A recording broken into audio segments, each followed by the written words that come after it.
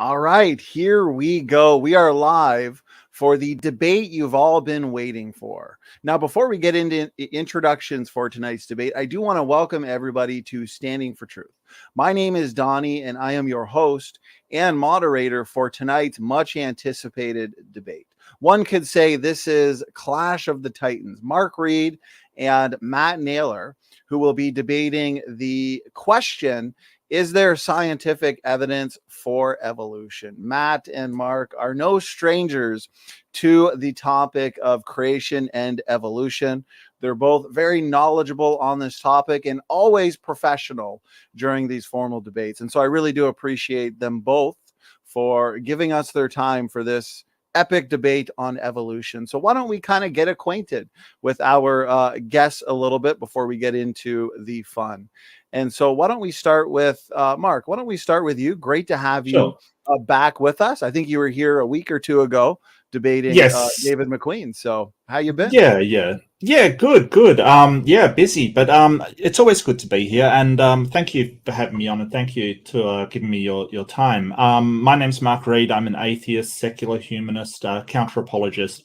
I do a lot of stuff on just atheism and secular humanism in general, and I love to debate. So it'll be really good to debate Matt for the first time, and thank you for being here, Matt.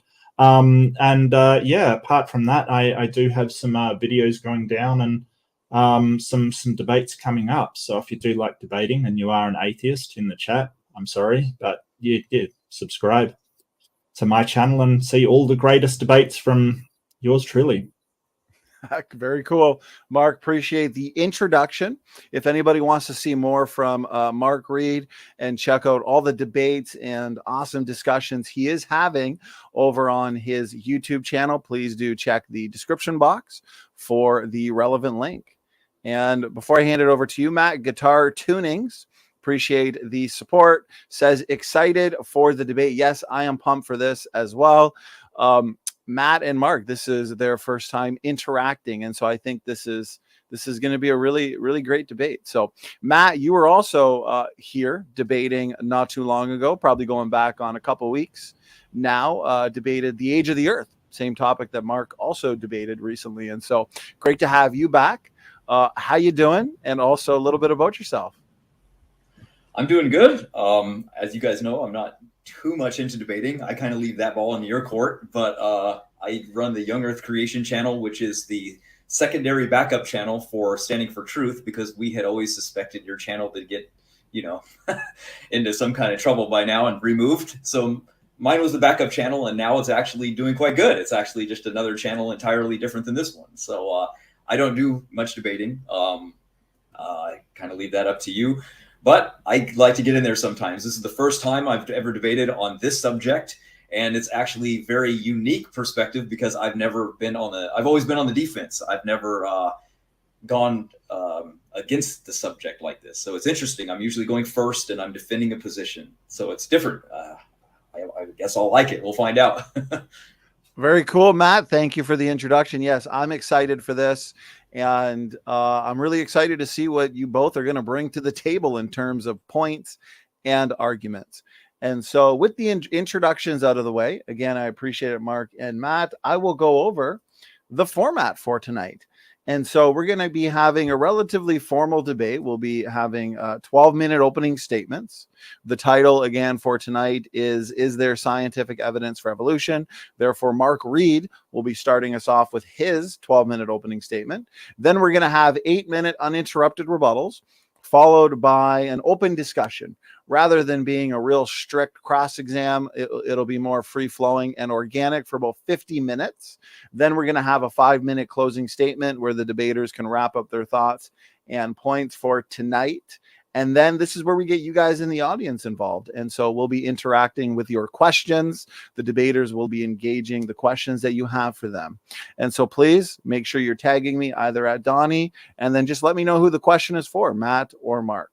And so with that, let's just get right into the opening statements. And so, Mark, whenever you're ready, you just let me know. If you need to screen share as well, I can get that up for you, and I see it right now. No problem at all. Thank you so much. Just let me know when I'm on. You're good to go, Mark. Floor is yours. Fantastic. Thank you. My name is Mark Reid, and I'll be presenting some of the evidence for evolution. First off, I do apologize if I go through some things as a groundwork and you've seen it before, but I do think it is necessary to lay foundations for what exactly we are talking about here.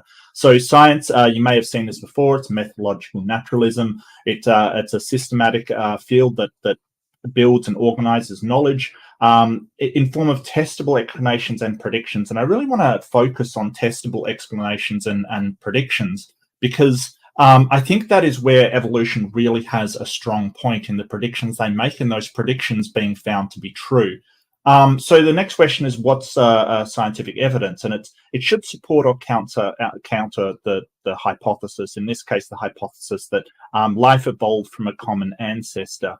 And that sort of brings us to what we count as evolution. Now, there's a couple of definitions here, mostly from leaders in the field.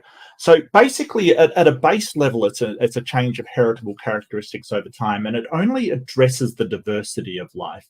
Evolution is a fact. Almost everybody agrees that some form of evolution happens, whether that mean microevolution, which isn't any different than macroevolution, by the way. It just means over a shorter timescale. And the theory of evolution is the model that describes the processes. And scientists are certain about the theory of evolution as they are about the theory of gravity or the germ theory of disease. As Stephen Jay Gould put it, sort of evolution is both a fact and a theory. There's no competing scientific theory for evolution. Creation science does not meet the criteria to be a science and is instead classified as a pseudoscience. As I pointed out in my last debate, it just does not meet the qualifications, and so there is no competing hypothesis for evolution in scientific circles. Now, to start to go through the evidences, there's tons and tons of them. They all lead us to the same place. This is called multiple lines of evidences that basically end up at the same answer. Now, there are way more than what's on the board. I realize that I couldn't fit them all in, but these multiple converging lines of evidence pointing to the same answer is really what I want to stress on at the start of this presentation. All of this has been unsuccessfully attempted to be explained away and dismissed by religious fundamentalists without success. I don't have time to cover all of them in this debate, so let's focus on what I think is the strongest evidence. Keep in mind, though, there is much, much more evidence than what I'll go into today, and it all leads us to exactly the same answer. All of these evidences support one another. Now, we're going to focus on genetics and paleontology, what I think are the two strongest prongs of the evolutionary evidences. I also want to focus on, as I said before, novel testable predictions.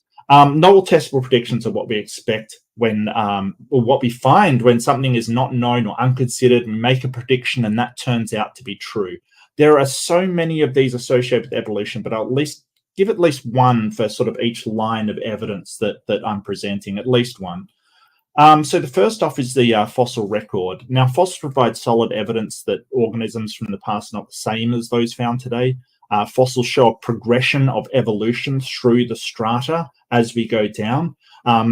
Fossils, along with the comparative anatomy of present-day organisms, constitute the morphological or the anatomical record of how things have changed over time. And don't forget that evolution is simply changing heritable characteristics over time. By comparing the anatomies of both, we can infer lineages to species. Now, that approach is the most successful when they have hard body parts like bones or shells or teeth. But we can always predict to find basal species, i.e. less complicated species and body patterns and morphology, lower in the strata than modern species. And this prediction, when we go out to find out whether it's true, always keeps coming true. There are also a couple of real notable predictions in the fossil record. This is Archaeopteryx. It was uncovered in the Jurassic limestone of Bavaria just 2 years after the publication of Darwin's Origin of Species. It appears to be one of Darwin's predicted missing links. In this case, the link between reptiles and birds, specifically between dinosaurs and birds. Over the years, 12 body fossil specimens of Archaeopteryx have been found, and that is a successful prediction made by Darwin. Hilariously, in 2007, Ray Comfort and Kirk Cameron asked to see a crocoduck. saying that it should exist if evolution is true. Again, like Darwin, 2 years later in 2009, a fossil of a mosaic species called Anatosachus, literally called duck crocodile, was found that had a crocodile-like body but a broad, flat duck-like snout. So well done on that prediction, creationists. Here's another example of where evolutionary theory can help us find things and demonstrate that the model is in fact true. This fossil was specifically looked for by researchers. If evolution was true, they should find an intermediate form between fish and tetrapods. They went to the stratal layer that they predicted and found Tiktaalik exactly where they had predicted it. And when I say exactly, we're talking in sort of millions of years, so sort of a 20 million year period. But it did occur exactly when they predicted it on a geological scale. The other thing is genetics. So let's go for the retrovirus elements. And you may have seen this before. I do apologize if I've gone off before, but I'll go through a quick explanation. If you do want more information on these, I have done debates on them in the past where I went into a much further detail. So a retrovirus is a RNA that has, instead of DNA as a genetic material, it uses an enzyme to make itself into DNA and another enzyme to make a cut in the host and then insert its own DNA sequence into the DNA of the host. This makes the host replicate the virus and then transcribes the DNA sequence as the sequence now included in the retroviral DNA sequence. So basically, it inserts itself into your DNA and then keeps using you to replicate itself. An example of this is HIV. Now, the structure is very unique of these things, and long terminal repeats on either side, GAG, POL, and ENV basically show that these things are viruses. So how does this make this evidence for evolution? Well, basically, we have these integrated into our DNA in exactly the same place. And in fact, we can see that crosses over different species. For instance, we share something like 208 of these with chimpanzees. Now, if they were, these things have to, because they're in every single cell in the body, they have to be an infection of a germline cell, either a sperm or an egg. That is the only way they can get into every single cell in exactly the same place in our body. So that shows that we must have had a common ancestor whose germline cell was infected by a retrovirus. And we know this for sure. And we also know they're retroviruses and not some sort of other genetic sequence. And I'll show you that later. What I want to look at is how we can co-opt these retroviruses to help. And a big indicator of this is the cytosine family. But this shows that it's not necessary to have cytosine in order to reproduce. The marsupials don't use it. The monotremes don't use it and still lay eggs. So the SIRH family is present through all placental mammals, but not in monotremes and not in marsupials. Surely you would think that a common designer would use the same sort of design in order to facilitate offspring, but no, apparently not. So it's not necessary, but it is of great benefit to placental mammals. Now, how do we know these are definitely viruses? This is the reason why we know that these are absolutely viruses without a shadow of a doubt. Now, this is HERVK.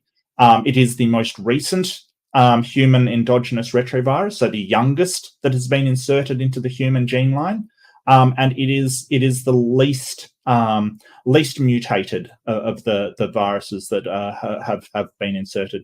Now, this is basically the budding that occurs when they reactivated the virus. So it's a reactivation of the HERVK virus that has been long since dormant. It shows that sort of in vitro recombinations along with present human day HERVK can generate functional HERVK elements. So it can generate functional viral elements, including it can infect other human cells in vitro. In vitro. The virus turned out to be weaker than expected, but that is completely what they predicted. So the prediction is that if these things are in fact viruses, they should be able to reactivate them into an active virus, and that prediction came true. Now, the other one is chromosome 2 fusion. Since we have 2 less chromosomes or 1 less pair than other apes, it's predicted we will find the unique signature of chromosome fusion in the genome of humans. The chromosome 2 fusion site is exactly what was predicted, and it shows beyond a shadow of a doubt that human apes had a common ancestor.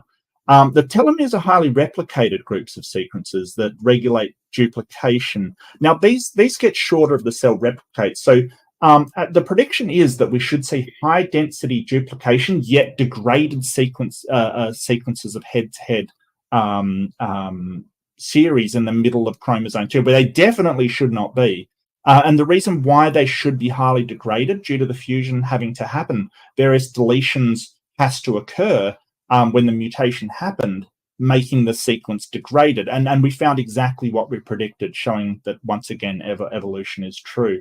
And that sequence, by the way, is about 798 bases. So it has been said that there's other sites that have this repeat.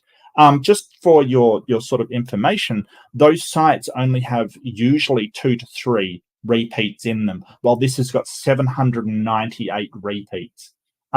So this large amount of duplications is what we should see when we actually see telomeres. And the fact that it is degenerate means if it was pristine, it would just be a telomere.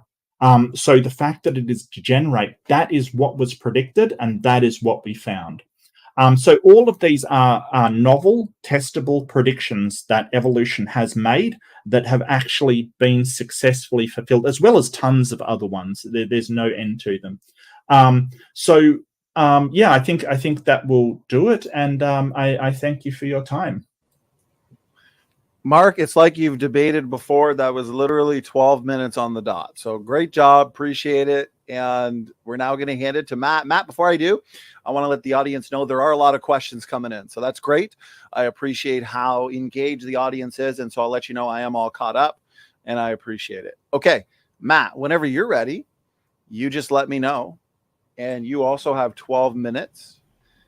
If you need to screen share, go ahead and just let me know when to start your timer. Okay. Yeah, I'm ready to go. All right, you're good to go. Starting now. All right. I have no doubt that Mark believes that the evidence for evolution that we have portrayed in the textbooks is proof for deep evolutionary history, just like I think Mark believes the same about me regarding my interpretations of the evidence for creation. So when it comes to that, Mark says he likes testable predictions. Well, that's great, because ironically enough, that's what I believe is one of the strongest points for young Earth creation. So he might not know these, so we're going to go through some of them. One of these is the most important genetic prediction of all, which is genetic similarity. This was not predicted by evolution. That was actually predicted by a young Earth creationist. It was in the 1960s that evolution actually predicted the exact opposite. It was Ernest Mayr who said, we will not find genetically similar ancestors the farther back we go in time, because genetic mutations would have scrambled it beyond recognition, and we won't find any genetic similarities.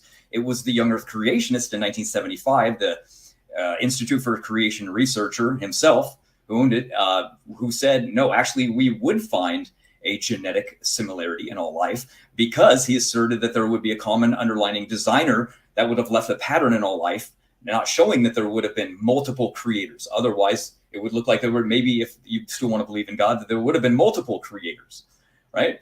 And to the astonishment of the evolutionary community, no biologist had even the foggiest notion that such similarities could exist between genes of different animals. So it was a perplexing thing that actually went against evolution. Ironically, now they use it as the best evidence for evolution when it was an actual falsification of the theory. So they had to backpedal and say, no, now they actually use it, when in reality, it was completely against them down the line.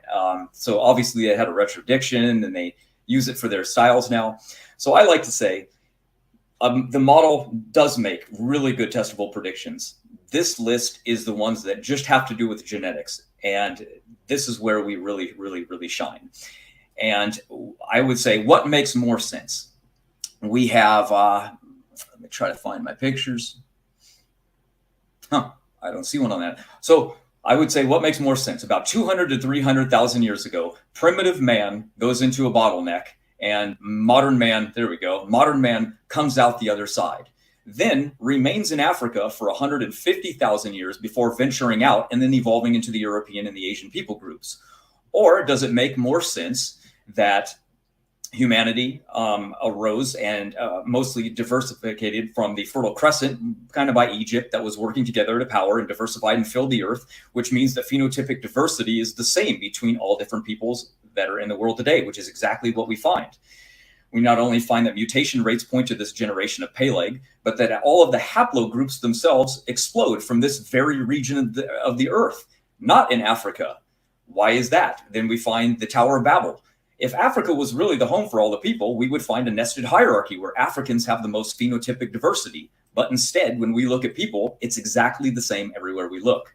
And then we go over to Africa, we find very few haplogroups. That's very strange for a lot of people groups that lived in small populations on a continent where the temperature and demographics and latitude, longitude vary more than anywhere else on Earth. You think these mutations would have been rising just like they do today and everywhere else in the world rapidly, but we didn't see that. Everything points to people arising just 5,000 years ago. You can go down the line. It's just mutations. We can go to dendrochronology. We go to desertification of the things. We go helium death rates. We go books and history and population growths. We have genealogies that go all the way back. We have history itself going back to about 5,000 years. We have mathematics, language, writing systems, ice age species going back to the same thing. It's very unique that everything seems to point to that. But how about this also? What makes more sense then? Is it true that 9,999 other women all just only had boys or just left their lineages and there's no evidence for them at all? That really just doesn't make much sense. But yet we go to the mitochondrial mutation rates. They go back to a mitochondrial Eve just thousands of years ago. Why would it land on the young Earth creation timeline? Why can't it go back to even 100,000 years? You can't find a single pedigree study that does. What about genetic boundaries? Probably the most important thing we can talk about, because evolution says there are no boundaries. Microevolution leads to macroevolution, but yet that's not what we see. We see these genetic boundaries, and we have studies now that are revealing this. And they admit, that was totally unexpected. So again, another non-prediction from evolution. They predicted the opposite, which in between species should be arising all the time, but we're not really seeing this. We see independent lines of the family going back. The authors of the study from the 2018 Rockefeller University study said, this conclusion was very surprising, and I fought against it as hard as I could.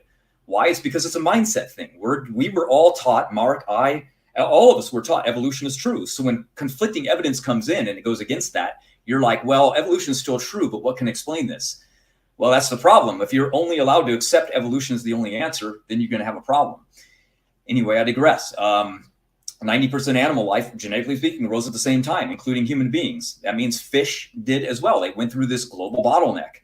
And they admit, this debunks the notions of what we thought about evolution. This completely contradicts it. Matter of fact, what it does show is confirmation of the biblical creation model, because we say that there was a global bottleneck and that 90% of all life died and 10% made it on the ark and re-got off and populated again.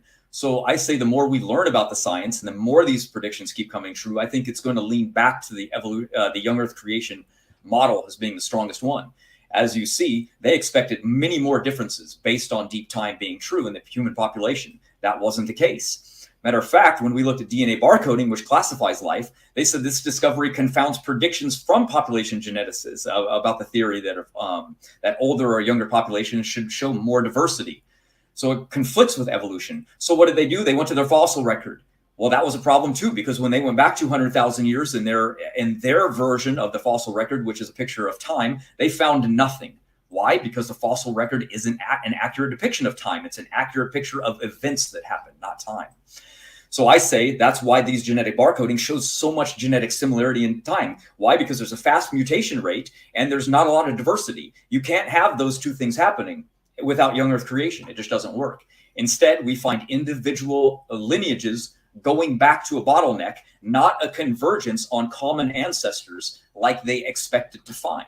We find exactly what you would expect to find in the biblical creation model, which talks about these different organisms having different families, right? And this is what's going on.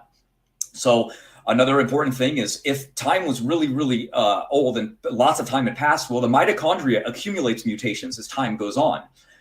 Dr. Nathaniel Jensen said if the amount of mutations that we're finding keep compiling, we should find about 21,457 mutations in the mitochondria, which would be a total saturation of 12,000 before we couldn't see anymore. We do find more. We don't find anywhere near that. We find under 2,000. Why is that true? If deep time is true, if even 200,000 years had passed, the mitochondria would be riddled with mutations, and it's just not. We look inside the CO1 gene, which is a highly conserved gene. We find only 65 mutations in it when we look at primates. We find almost none in human beings. And then, but there should be 466 total mutation saturation. And we know this is an accurate mutation rate because the NIH itself uses the young Earth creation model. They don't use the evolutionary model. They choose Dr. John Sanford's model, which uses the observable mutation pattern of how mutations spread through a population. And they use it to trace who is going to inherit cancer. And the NIH uses it. Why don't they use some evolutionary model if evolution is true? Why are they using the young Earth creation model? It's because it's better. It's actually working. NIH doesn't care about evolution and young Earth creation debating. They're not even going to watch this video. They don't care. They just want to know what works. And what works is the biblical young Earth creation model. And there's books written about this, like Why Aren't We Dead 100 Times Over. They write all these books and they give explanations on trying to figure it out, but they don't have any evidence for it. So here's the thing. The evolutionary theory has become so plastic, it can't be refuted. It's unfalsifiable. He wanted to go to the fossil record. Well, guess what? The fossil record doesn't show only slow gradualism over time. It shows punctuated equilibrium. It shows complete stasis. It shows de-evolution going backwards. There's Lazarus taxes. That don't make any sense at all. Like they die, they vanish for hundreds of millions of years, and they reappear again, completely unchanged. And then there's ghost lineages like cats. They just arise randomly out of nowhere. There's like a giant cat. Where'd they come from? Who knows? So the fossil record is kind of a mess. And they admit that too. Like they go, well, it's kind of a mess. There's no consensus on what's going on. We can get into that though when it's time. Let's see. I just was going on tangents there. So I would say that the theory of evolution to me is a lot like the Histories channel, what they show today, which is ancient aliens. It's true. They find evidence of giant megalithic structures and pyramids. But did aliens actually do them? Of course not. So I think, sure, there's evidence in the ground that we can find of things that have died. So it's the story around those that we need to deal with. And yes, we can tell all kinds of stories with the bones that are found on the ground. But again, the genetic evidence is, to me, the biggest and strongest key. You know, there's almost 20 seasons of Ancient Aliens coming out. So clearly this is very popular. And clearly they have lots of evidence to back up what they think is a really good theory. But to me, it doesn't hold any weight because it doesn't make any testable predictions. And the ones that it has made have been falsified, just like Darwin. You know, let's go over to Darwin. He made tons of predictions, right? He's only gotten one right. And by the way, that was actually something he plagiarized, which was natural selection. He plagiarized from a creationist. He didn't even make it up. It was Edward Blythe who did it, a creationist. But he predicted based on evolution that their finches would arise once every 3,000 years based on evolution timeline. Well, guess what? Recently, we can test that. It's completely wrong. They arise every 2 to 3 generations. That's completely opposite of what he predicted based on evolution being true. They rapidly form within 2 1 minute. 1 minute? All right. Animals are rapidly forming. This was a creationist prediction. Matter of fact, they are even saying that Darwin could have never even imagined how fast these things are forming. They're talking about needing a new theory of evolution to cope with this and to figure out like what's going on. How can we explain this? We need something better and what's new. So the biologists themselves in the Darwinian theory are saying we need something better. We need something new. And if the theory itself can't even be falsified, that's bad news. You know what I mean? So to me, it's like, well, mutation rates prove it. Well, yeah, when you create your own mutation rate, of course it's going to align. You just invent numbers and throw them out there. If they actually worked, they would be being used. What's being used? The young Earth creationists. The FBI is using the mutation rate by creationists, by Parsons, who found that it's super fast and points to a mitochondrial Eve 6,000 years ago. So anyway, you know me, I can keep going. I'm good. I don't want to throw so much out there he can't answer anyway. So I would say, okay, well, here's one, Mark. Well, actually, Matt, just to be fair, we'll stop there. That's 12 minutes. So good job to the both of you. Lots of points and arguments on the table to rebut, and then also for us to engage in the 50-minute discussion period. So thank you to Mark and Matt for your 12-minute opening statements. We're now moving into the 8-minute uninterrupted rebuttal portion of tonight's debate. Mark, whenever you're ready, please let me know, and I'll start your timer. Yeah, sure. That was a lot of scattershot there, but let's get into it. Let's go. Let's do it. Okay, so predictions like this, where they basically come out and say, "Oh, well, we predicted that genetic similarities and stuff." We've got to understand that they don't actually do any scientific work regarding those predictions. How much variation we should see, how much similarity we should see. They just throw out things. Don't forget that creationists, first off, completely denied that evolution was a thing at all. They've been dragged kicking and screaming into the 21st century because as time has gone on and the evidence has mounted and mounted and mounted, they've had to admit there has to be some sort of evolution happening, even if that is at a micro level. So this whole thing about, oh, we predicted similarities, yeah, they threw out a lot of stuff. And occasionally they get something right, but they didn't actually make any significant actual specificity with that prediction, and that's an important point. Genetic mutations, well, I've gone to primitive man and modern man and the haplogroups that it went to, because we all have, like, if you're talking about haplogroups as in the ones that have no other haplogroup with them, like non-BT haplogroups, yeah, they just exist in Africa. But the A haplogroup, the whole point is that A diversified at the BT split and went into haplogroup B and other haplogroups C, D, E going on with, well, D and E is its own split. But the whole point is that forms a nested hierarchy. Obviously, Matt doesn't understand what haplogroups actually mean. And it's the whole point about having 3 different sons create 3 different haplogroups is ridiculous. These splits, they have to be separated genetically for a large amount of time for that haplogroup to split. And there's intermingling back and forth, there's recombination, there's all these kind of things going on, there's genetic drift happening. Yeah, evolution is messy. I'm sorry, it just is. Like, you want it to be neat, and it's just not neat. It's a messy progress where people go back, breed with other people, move away, they're genetically split. Ring species occur where they're split and then can't breed when they come back together. There's a whole load of things going on.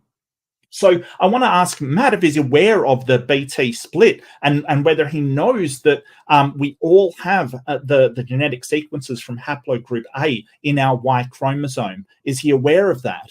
Because that just shows that sort of what he's trying to project is not true. And he misunderstands mitochondrial Eve as well and said, oh, all these women, just died out. No, they could have had children. They could have had female children, not just sons. This shows you don't understand how it works, mitochondrial DNA works, because they can have daughters. That's fine. But if the daughters and their daughters die out, or they produce sons, that matriarchal line will end. It's not a case that they didn't have daughters. It's just that those daughters and that mitochondrial DNA didn't make it into present day. That's it. So it's baffling as why you sort of said that. 90% sort of, when you say 90% of the species came at the same time, we're talking in geological eras. So we're talking over millions and millions of years after the sort of extinction. Now that time was 100,000 to 200,000 years ago, and sort of the article that you're referencing brings that up. So,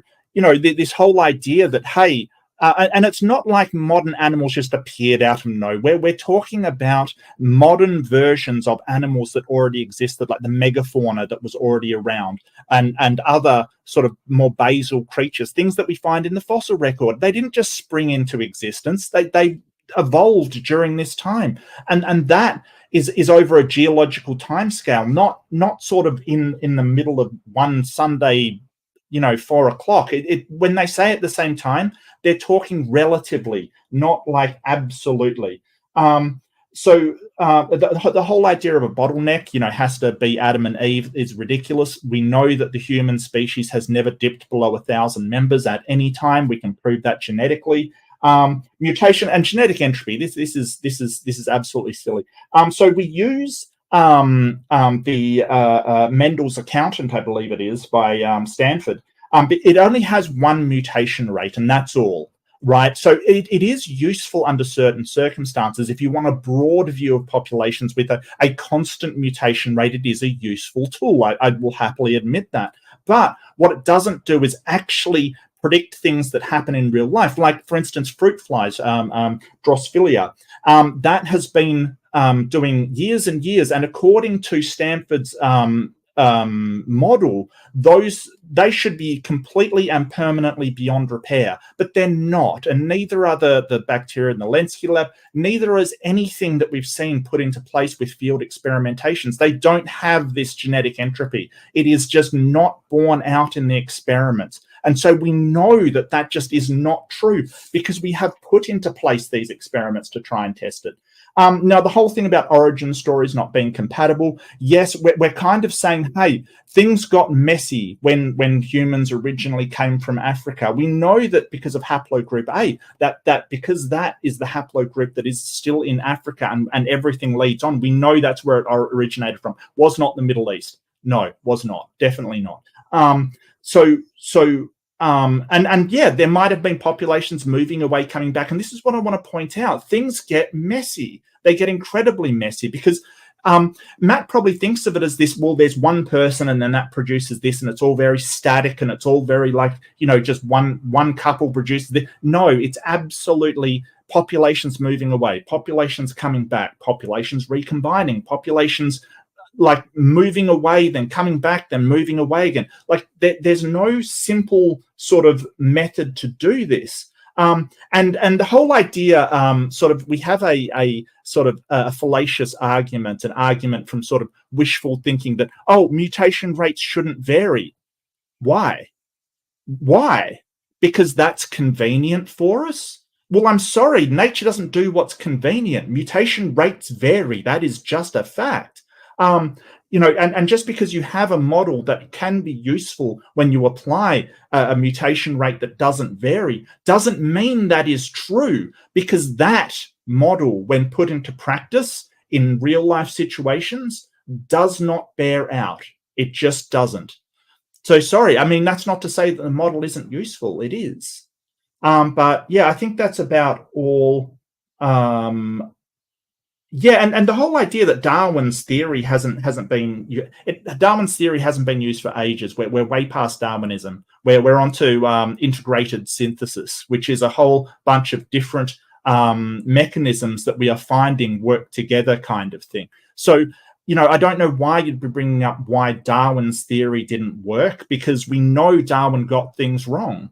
There were things that Darwin was unaware of. Absolutely, Darwin got things wrong. That's the beauty of science. We learn as we go along, unlike dogma, which never updates at all. And all that Matt can do is find ways to get this sort of fitted into his narrative that he has. And so, yeah, I don't know why Darwin's being brought up at all, really, but sure. Mark, thank you very much for that 8-minute rebuttal. We're now going to hand it over to Matt. Matt, whenever you're ready. You've also got an 8-minute rebuttal. And so just let me know when you're ready to go and I'll start your timer. Okay. I guess we're good. Okay. Floor is yours. Go ahead. Yeah, it's very hard when there's a lot of topics. I know what you mean now. Okay, testable predictions. So I know that you don't like how we make the testable predictions because we can't originally test them, I think you were saying.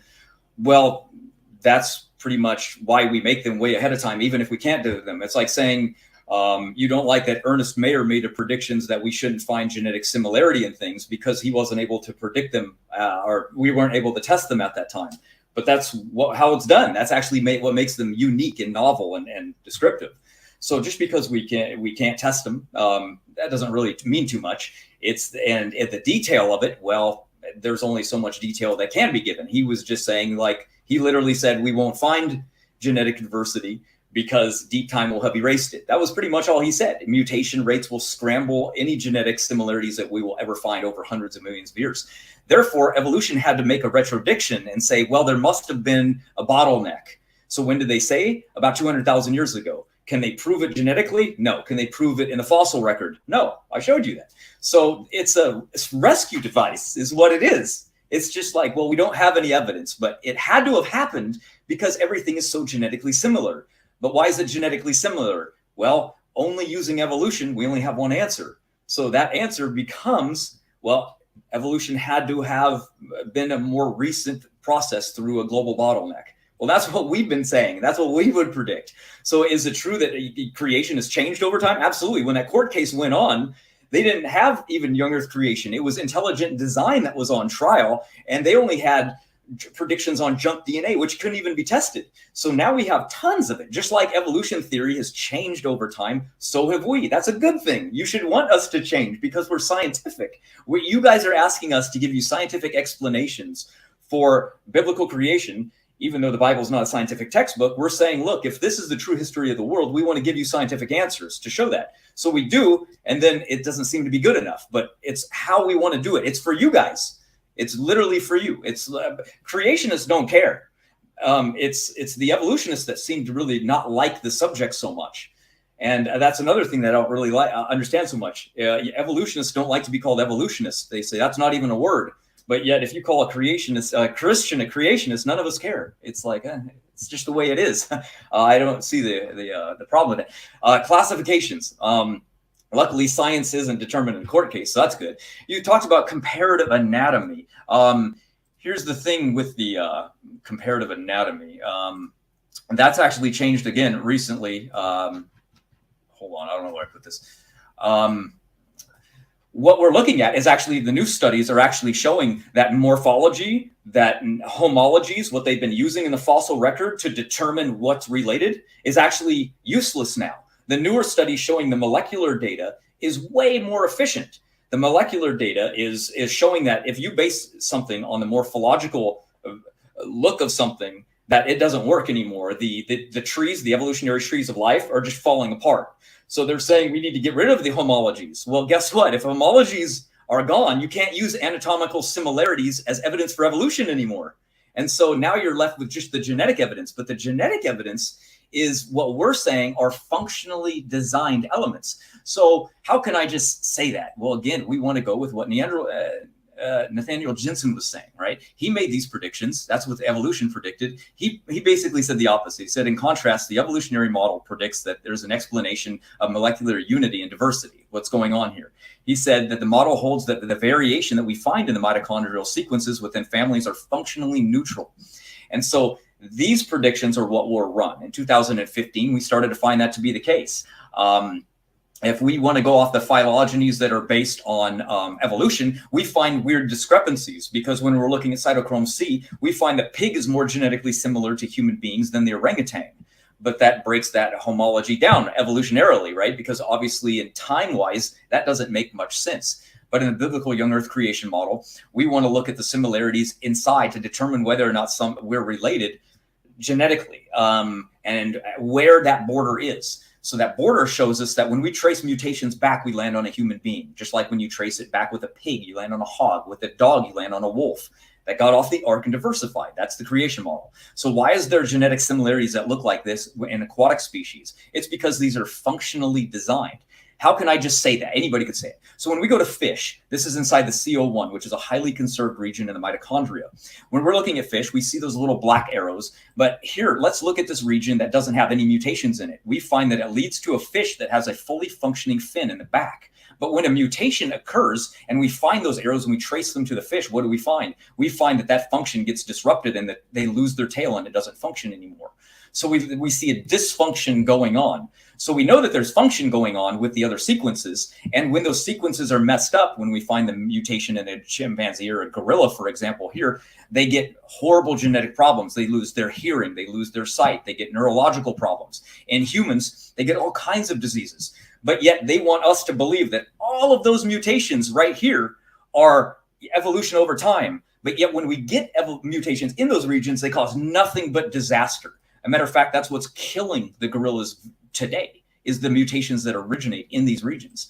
So if we're finding that none of these mutations can add any of the genetic information that's going to lead to a higher species to form this slow microevolution over time to a macroevolution, it just can't do it because these mutations are causing horrible problems down the line. And lots of scientists, I don't quote creationists because critics don't want that. So it's just we're finding problems down the line. We see dogs are very genetically similar to us, but yet when mutations end in the same nucleotide sequences, they get the same disease. So we're finding a lot of the pattern that we're predicting, that these sequences don't just do one function. The CO1 gene is notorious for just having a single function, which is cellular respiration.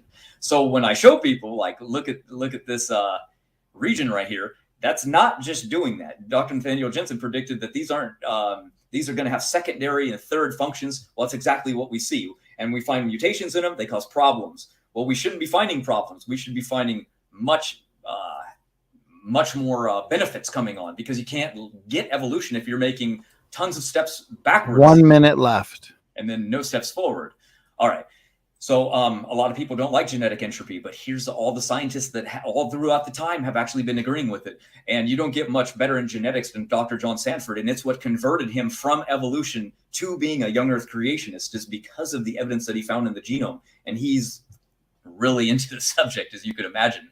So again, we want to make the testable predictions. Again, we're finding exactly what Nathaniel Jensen predicted. And here's the study where he said, did God create individual members of a kind within the same starting sequences? The results of this study are consistent with that hypothesis. So he made the prediction, he ran the numbers, and we found exactly that. They have multiple functions and they have multiple things. And if we're only seeing mutations cause problems, then that's another one. So why are species more primitive in the bottom of the fossil record? Because when there's a global flood, things are going to be buried in the ocean first. So it just so happens that 5 seconds. More primitive.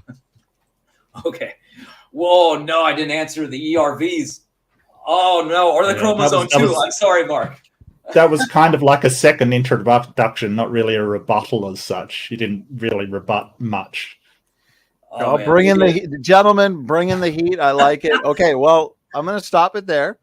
So that is 8 minutes for the both of you on the rebuttals. And so that concludes the openings of 12 minutes and the rebuttals. Lots of points on the table.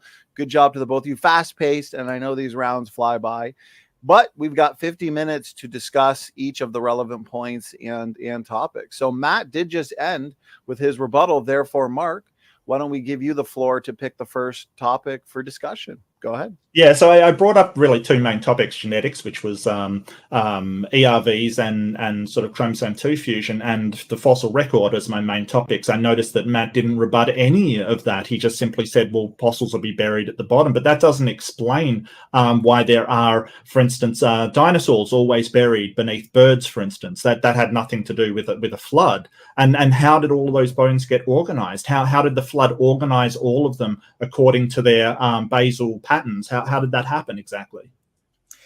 Well, you have to remember that if that was true, then the fossil record would be very, very simple. I mean, we would find those gradual things leading to it. Matter of fact, we find birds before dinosaurs now, before the very theropods that they're supposed to come from. These are basal No, we birds.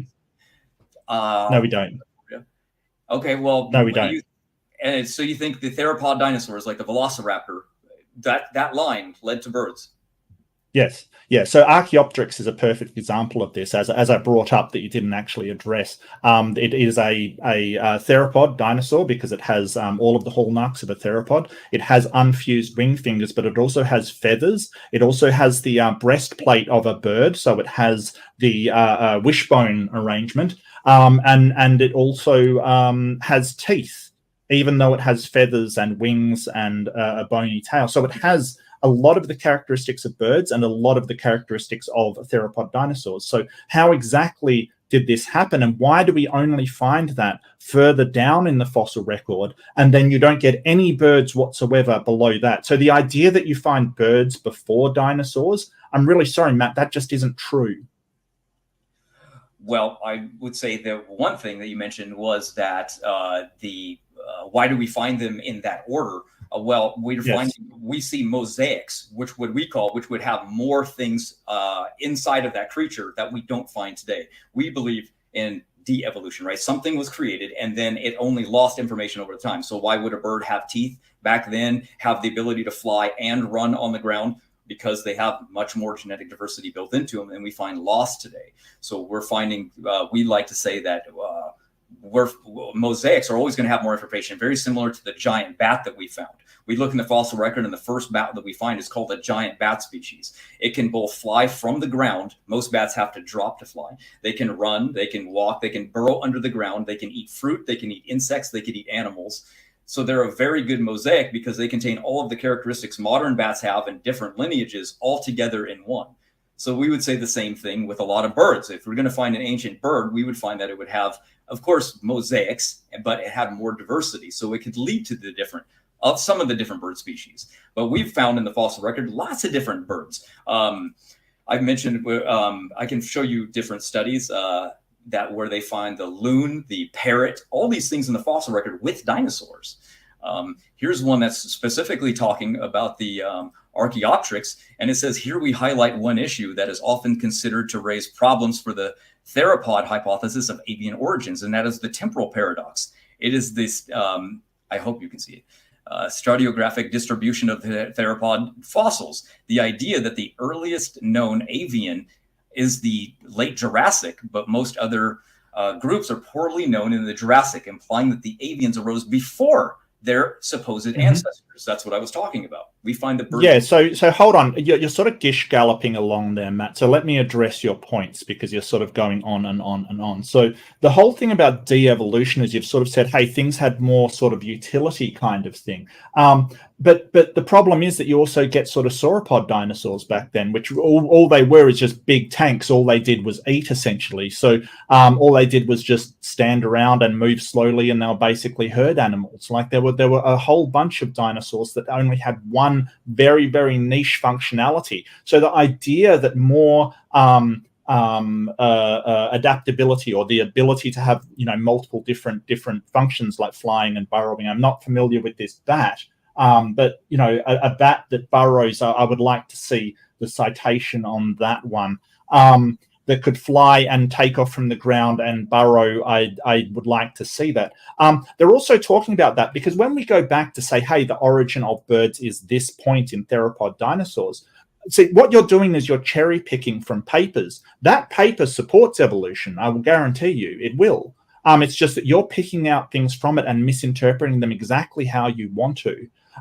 You've done this with a few other papers before, that they do say that this creature, because what happens is we find the earliest transitional species between theropods and Archaeopteryx isn't the only one we found, but we find earlier ones and we have to revise our estimate. It's not like we're just going, well, even though we found an earlier one, we're just going to keep the estimate the same. But none of those estimates have any problem with the theropods changing to avian. And the genetics match that as well. There's converging lines of evidence that these theropods did turn into birds. And I noticed that I asked a question of how do you explain the different attributes that the Archaeopteryx had, but you just completely ignored the question.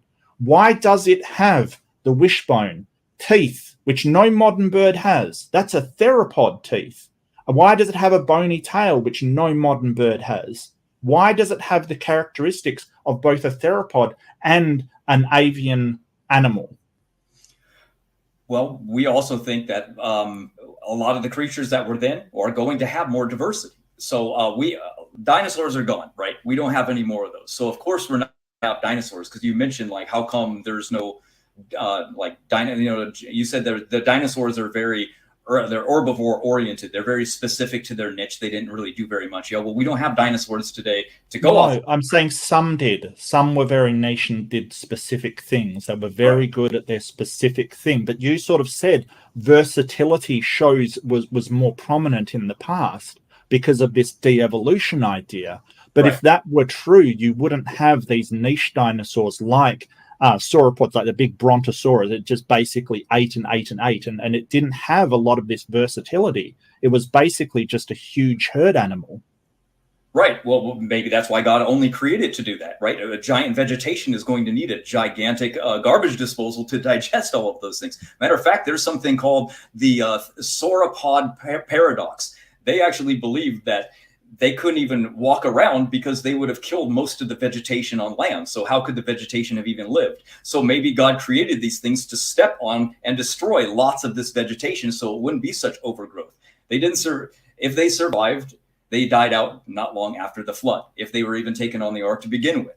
We don't have to say that they were, because they don't exist today. We can't. So I can't say if brontosauruses lived today and they had the ability to fly, we'd be like, oh, our theory is wrong. They evolved this unique special ability where they gained lots of information and now they can fly around. Well, if they were alive today, I'm guessing they would do the exact same thing that they were doing. They would just be walking around grazing like cattle would be.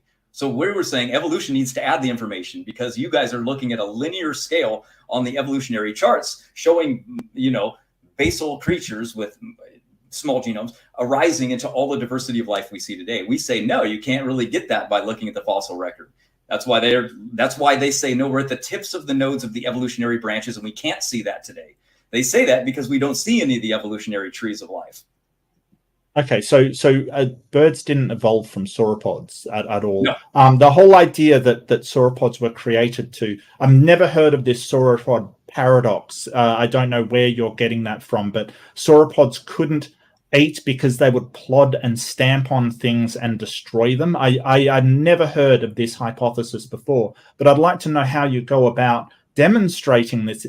I've never heard of this before. I think that there might be maybe some merit to they ate so much that plant life would have trouble staying alive. I'm not sure if that's a problem. I think that sort of the KT event and the sort of wiping out of the dinosaurs, sure, that makes sense. But like, God created them to stamp around and destroy things. Well, we don't know why. I mean, God likes diversity, right? He created all kinds of different animals. I don't think God created anything. I think that sort of they evolved over time, and those lineages died. They're gone, right? Sauropods didn't evolve into birds. Theropods did. Like, it's not a case of like, sort of, and adding genetic information. Any new sequence of genetic information is a new genetic information. So when you take, for instance, so scales and feathers are essentially the same thing. They're both keratin, right? They're essentially the same thing. And they did an experiment where they managed to turn, by manipulating the DNA, they turned feathers back into scales, right? So they've done experiments on this where they have reverse engineered the transformation of scales to feathers. Okay, so we know that can happen, and that is new information. So a reptile that is a dinosaur, a theropod, getting feathers isn't a big stretch at all. We know that can happen. Like, we've done that ourselves by manipulating the DNA. This is because stem cells themselves have the ability to do this. Stem cells are a cell that have the information already inside. So they're able to do all of these things like from their built-in function that they're able to do, kind of like those a lot of unicellular organisms, which were supposedly evolved into multicellular. That's because they are using stem cells to do it. That's what the 2019 Nature paper discovered. Before, it was thought that they did this through another process. So stem cells that do it. Stem cells themselves have lots of unique capacity because of what they've already been designed with.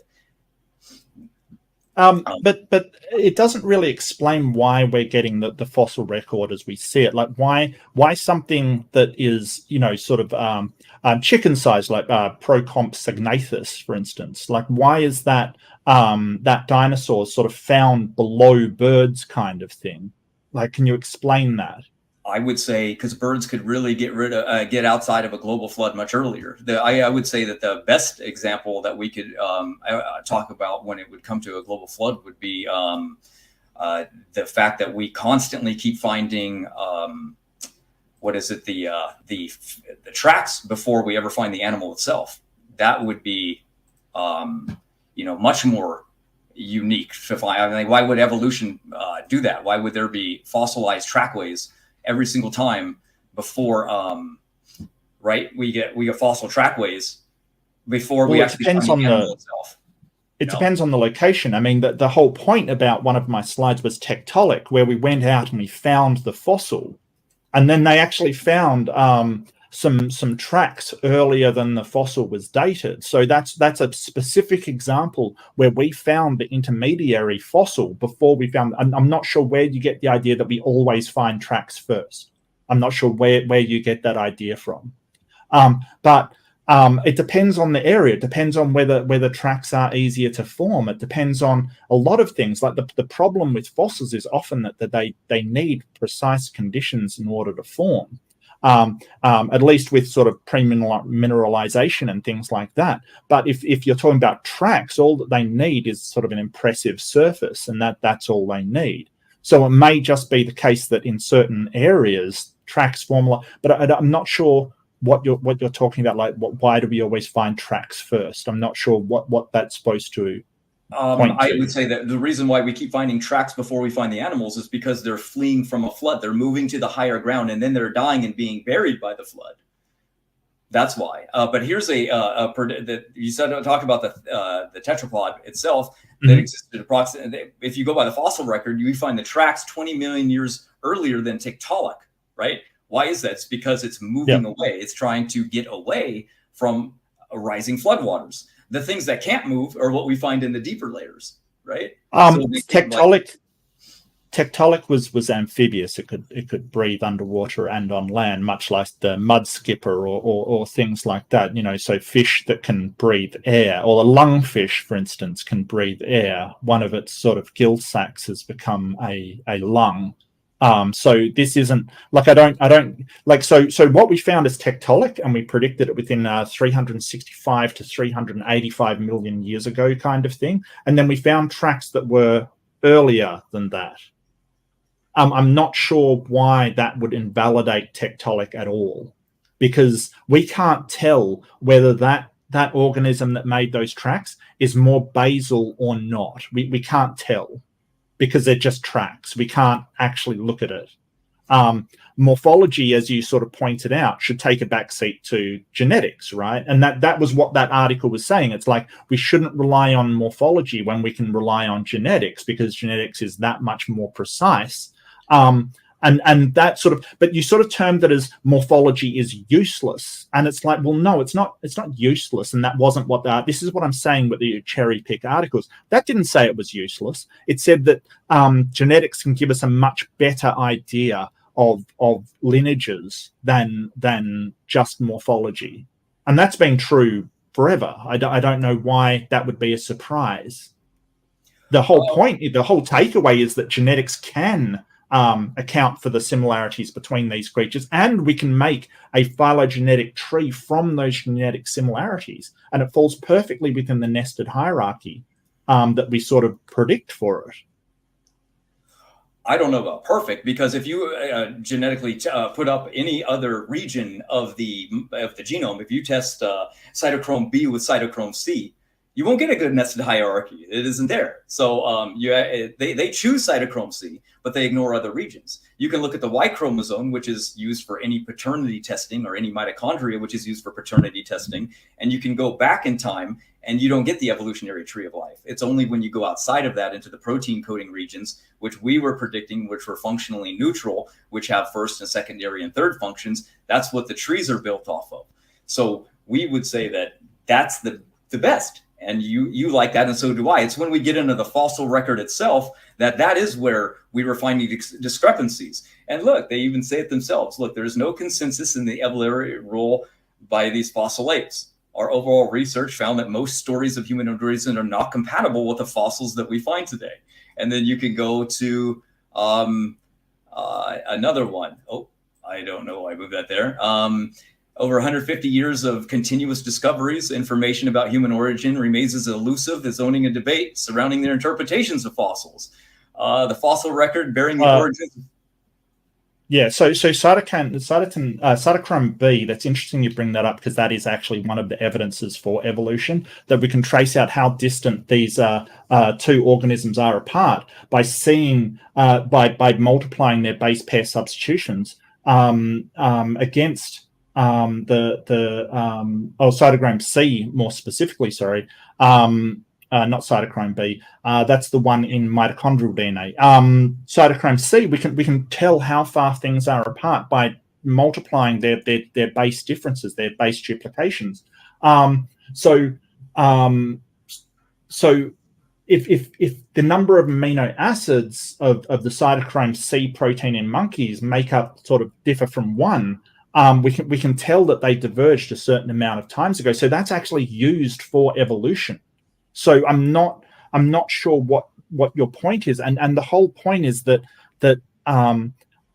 these similarities and sort of the mitochondrial DNA, like I'm not sure how you're taking or how you're doing the similarities between creatures, because you're sort of you do know that sort of the current standard is that chimpanzees and humans are sort of 98% roughly similar. Yeah, orangutans are about 97% similar, but it all depends on how you're doing the comparison kind of thing. Right. So I'm not sure. I'm not sure how cytochrome C would actually help you out in this case. Cytochrome C, the reason we don't really use it too much is for testing the timeline, is because cytochrome C has repairable factors in it. There's recombination that occurs there. We like the Y chromosome and the mitochondria regions themselves because they're non-recombinable. They don't repair themselves. If you see a mutation, it stays there. So that's why when we want to test the date of something, we look in the mitochondria genome and we test backwards. That's why we can land on, oh, this is the ancestor of all humans, because the mitochondria. So if we look in cytochrome C, you're saying, oh, we use that as a mutation rate. Well, it has the ability to repair, so it's a really bad way to date something. It's like testing your muscles of your arm to see how old something is. It can repair itself, so not so good. Well, sure, but we can tell sort of lineages. We can tell that like sort of pigs, cows, and sheep have like sort of molecule like they have the same cytokine C molecule, right? Right. Okay, so basically you're using it to show that the genetic relation goes throughout all life that we can follow. We're saying that those are created different, and they're not mutations. They are allele differences that are nucleotide sequences that have function. And evolution is saying that no, they arose from mutation. We're saying, well, look what happens when a mutation arises. It's detrimental to the organism. So to get 600, not for long. Not for long. Well, So this is what sort of where you're going wrong. That do you think that detrimental mutations accumulate in the genome where they don't? Like even slightly detrimental mutations that doesn't cause the death of the species member. Those detrimental mutations will accumulate and eventually weed out those members of the species who have an accumulation of detrimental mutations. This is the whole point. And that's why that Stanford's model doesn't work when we actually apply it to real life laboratory applications like Drosophila and the Lenski labs and places like that. Those populations should be dead if Stanford was right, but they're not. They're perfectly alive. They're perfectly, being carried out. And the reason why is because mutation rates vary. That's just how it is. Like, I know Stanford doesn't like it. I know his model doesn't account for it, but that's just the way it is. So the mutation rates will vary, and any member of that accumulates too many detrimental mutations will be weeded out of the population, and that's what we actually see happen in those labs in real life, not on his model. Correct, but John Sanford's model was a prediction on larger mammals like mammoths and walruses and human beings. It was never a prediction on bacteria or fruit flies or yeast. His prediction had nothing to do with those smaller organisms. So that's why it doesn't work on them. His prediction had nothing to do with them. I have visuals somewhere on the computer about that, but that's why it doesn't work on bacteria. That's why it doesn't show up in the Lenski experiment, because it had nothing. There's no bearing. So he predicted that humans would go extinct after about 350 generations. We're around 300, 290, 300. So he said that eventually it would lead up to the problems where humans would be able to no longer reproduce and have problems. And so that was to answer that specific. You might have said something else. I forgot what it was. I'm sorry. Oh, that's okay. I just mentioned Drosophila and Lenski labs. But you said that doesn't apply to small things, but mutation rates can vary in larger organisms as well. So why would we? And don't get me wrong, like Stanford's model is useful for a set mutation rate over very, very large populations. You can use it for some work, but his idea that humans will go extinct within this time. I'm sorry, just no other geneticists believe that is the case, that detrimental mutations would be weeded out. Now, there is a problem with evolution in humans because due to modern medicine, we have kind of stopped that evolution selection from weeding out detrimental mutations in the human genome. And that's exactly what we see, an accumulation of genetic problems that will get worse. And that has been acknowledged. But that's not outside the scope of evolution. That's just that humans have interrupted the evolutionary process by using medicine to support individuals that ordinarily would not have survived. Oh, correct. I completely agree. That we're getting into gene sequencing and CRISPR-Cas9 where we can clip out mutations and everything like that. You know, like we're getting into the that's not what I mean, Matt. What I mean is like somebody with sort of epilepsy or something, right, may not have survived in the wild kind of thing, but thanks to modern medicine and or a blind person, for instance, somebody who was born blind as a genetic defect, we now, because of modern medicine, we can keep them alive. We can help them and things like that. Now, because of that person is still in the gene pool when in the wild they wouldn't have been. So that changes how the dynamics play. There is ways to get out of this, like direct genetic manipulation and exactly the things you just mentioned. There is a way out of this. We can sort of solve these problems by use of genetics, but that's one of the reasons why you're sort of seeing this genetic entropy that's not really entropy. It's just mutations and evolution. There's no such thing as de-evolution. It doesn't exist. Well, we are seeing lots of different geneticists over time talking about it. They're just trying to come up with solutions, like trying to figure out like Crow's concern and I forget the other guy's name, Kondrashov, why aren't we dead 100 times over? He's trying to figure out, he's thinking maybe selection was stronger in the past and now it's just not. But,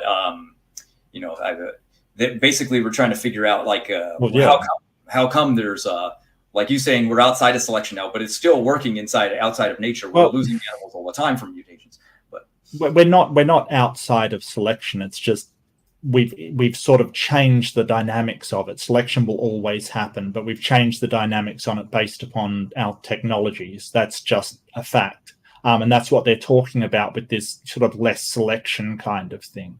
And there may be other factors at work that stop animals from, because when you're talking about genetic entropy, you're talking about animals just going extinct because of their deleterious mutations in the wild. We're not talking about sort of, I don't know why we would sort of think that the mutation rates and this genetic entropy wouldn't apply to sort of smaller organisms, but would apply to larger organisms. It's all the same genetic code, and mutation rates, they do vary, but I don't see any reason why the sort of fruit flies or the E. coli should go thousands of times past when the model says they should have stopped, or become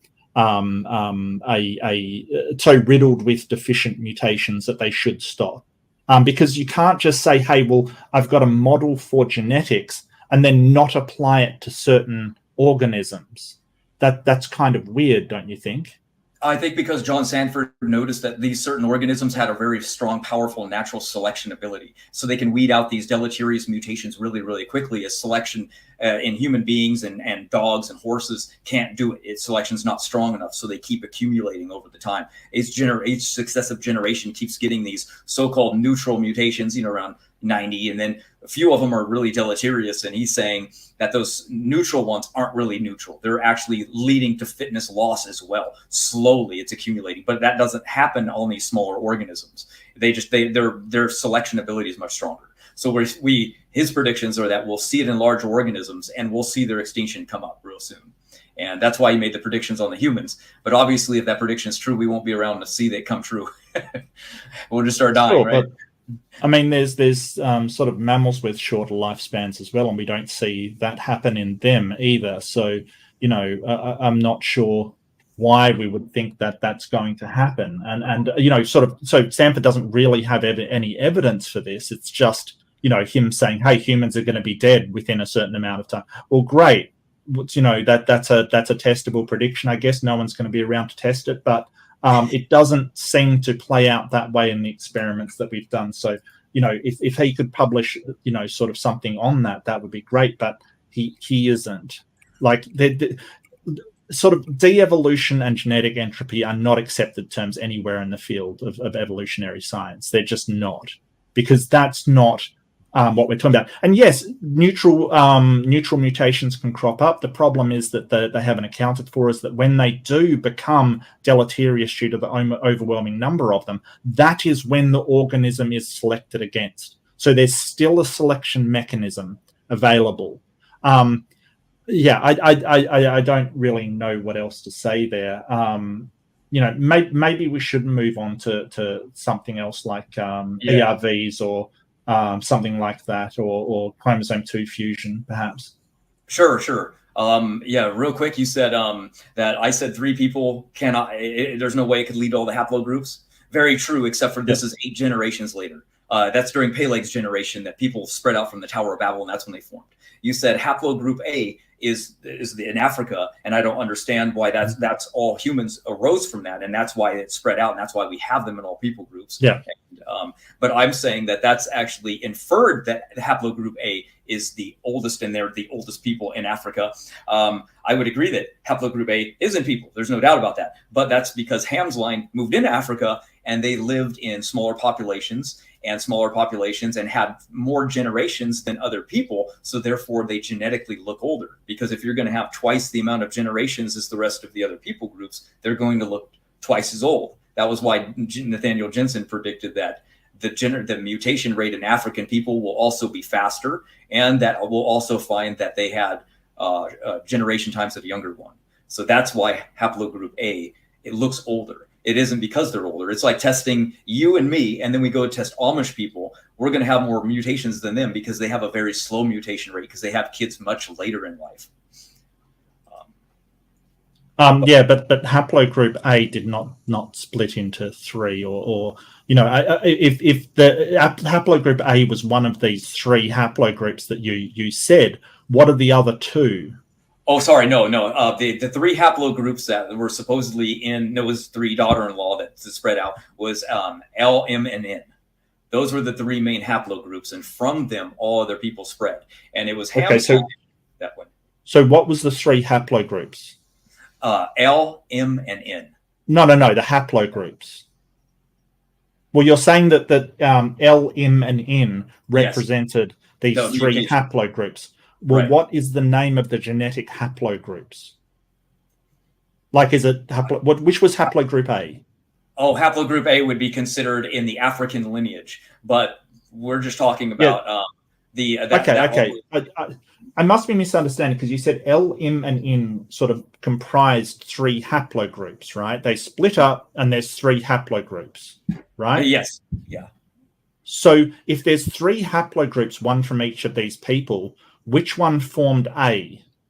Oh, good question. Okay, I got you. So we got the 3 daughter-in-law of Noah coming off the ark, and then their descendants go to the Tower of Babel, and then there's a dispersion. Each son inherits 3 different lands. Ham's line inherited Africa. I believe it was in. I'm not positive on that, but his line went over into Africa, and then then the mutations started to occur, and that's where A arose. And that line in particular had more mutations than anything down in South Africa, where it was hot. Okay. So what were the other 2 haplogroups from this 3 splitting of 3 that you're talking about?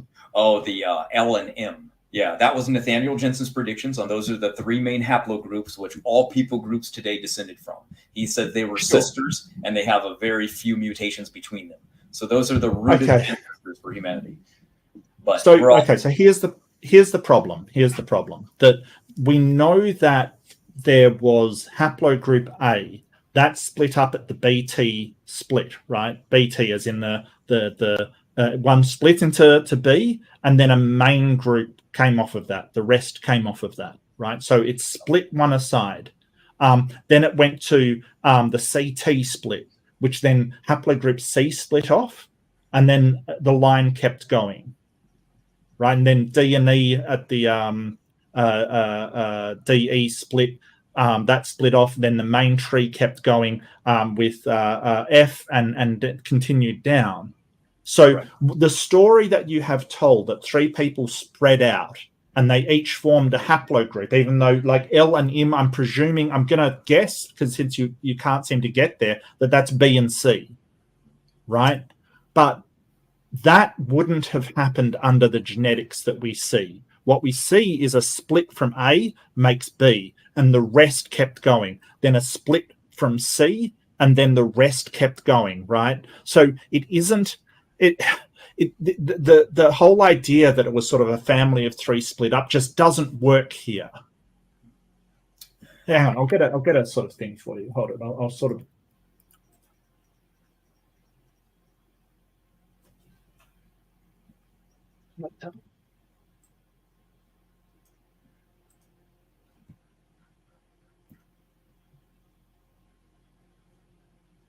I'm pretty sure I had a diagram of this. And gentlemen, we just hit the 33-minute mark. So I just wanted to remind you, I think we have a couple topics on the table still for you both to discuss. So feel free to wrap up this specific topic and we'll move on from there. Matt, feel free to respond to anything to avoid dead air, please. Okay. Yeah, sorry. I got it. Sorry. That's my bad. I should have been better prepared. Sure. Dr. Nathaniel Jensen just used the regular haplogroups that are in the secular literature. And then from there, he said, it's not based on how many mutations there are going back to an ancestor, because mutation rates can differ between people groups. And the smaller population, the more fixed they'll get. So this is how the haplogroups see. So basically there was a split. And A is still in Africa, right? The rest of the populations traveled out of Africa, but the B population is down towards South Africa, while E is sort of recombined back with populations moving back into Africa. So you've got the BT, where the B split off, and then the T is the rest of the tree kept going. The CT split, D and E split off. So there's a slight difference there. But what I'm trying to point out is genetically, these split off, they weren't three separate individual groups, right? Because we're talking about populations. A segment of the population became distanced from another, enough so we can see the genetic dissimilarities between them.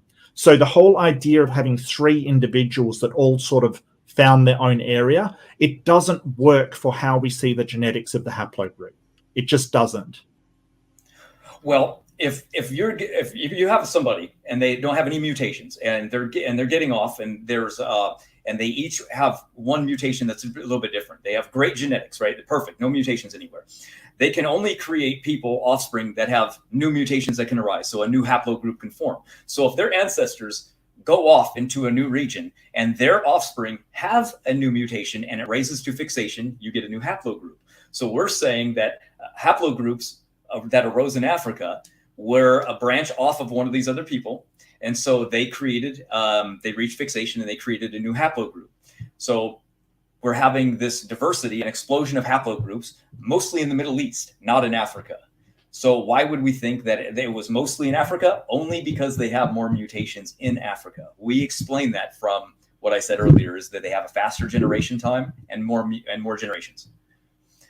Yeah, I don't see why they would have more mutation rates. To be honest with you, I don't see why that would be the case. I'm not 100% sure. In fact, as I recall, haplogroup A has very low mutation rates from memory. I think the reason why they believe Africans are older is because they have more mutations than other people groups. Like me and you, we would have a lot less mutations than Africans would. So they believe they're older because each generation is accumulating more mutations. So they have the most than anybody. Well, Yes, but you've got to differentiate between having the most mutations and mutation rates, right? So Correct. they think, yes, so even though the mutation rate might be lower, they can have more. Those things are not that's not conflicting with one another. Correct. Actually, what evolution believes in neutral theory, which is that you, me, Africans, and everybody mutate at exactly the same rate. Neutral theory poses that we all have about the same mutation rate. Let's say 0.5 per generation. Yeah, roughly. Yeah, so sure. Then we get an Africa. So if that's true, then when you look at Africa, they definitely are older because they have so many more mutations than the rest of the people group. We're saying in the creationist model, no, we're the same age. They've just had more generations, twice the amount as the European people did, because they had offspring around 15 or 16 years of age. So they look a lot older, as where Europeans and Asians had generation times much larger, 30 years of old, 40 years of old. So we don't have as many mutations. So it's based on the assumption that neutral theory is true and that more generations have occurred there.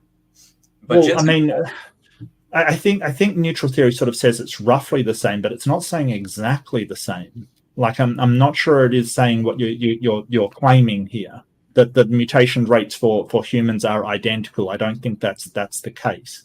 I think compared with other species, yes, it's relatively neutral, but right. I don't think it's exactly the same for everybody. Right. In fact, I've got a paper here that says mutation rate variability across human chromosome Y haplogroups. The earlier we go back towards the original haplogroups, which is B, A, C, the mutation rates get lower. As we go back in time? Yes. Okay. I'm not sure what study that is, but we do have some pretty good stuff on the Y chromosome, but I do like that subject a lot, believe me. But the Y chromosome data is what Nathaniel Jensen got from the mutation rate of Noah only about 4,500 years ago. So he's using a pedigree study. So when you look at a Y chromosome mutation rate that goes back 300 or so thousand years, that's a phylogenetic mutation rate. We don't look at those because those are assuming evolution to be true in the first place. So if you assume that we split from 8 to 7 million years ago, yes, the phylogenetic mutation rate would be accurate. But if we take that away and we only look at the observable rate, which is 3 mutations per generation in the Y chromosome, me and you only have 450 mutations. Well, you only get about 150 generations ago before we reach the Y chromosome ancestor of all human beings. So I don't know how evolution could answer that, but no. Have you not heard that before? No. I mean, chromosome Y, it basically is passed unchanged from father to son. It's basically like, because it doesn't get recombination, it's not mixed with any other DNA, but it does have a high rate of mutation compared to other areas of the genome. So right. I'm not sure where you're getting that number from, because sort of the Y chromosome Adam that we've sort of predicted goes back millions of years. I'm not sure where you got that from. Oh, we got that. You might not like it, but we got that. Nathaniel Jensen found it. He was looking at pedigree secular papers, and he looked inside of the Y chromosome of a 2018 study, I believe. Matter of fact, here, I'll show screen. That way you can see the study exactly. That way you can talk about it.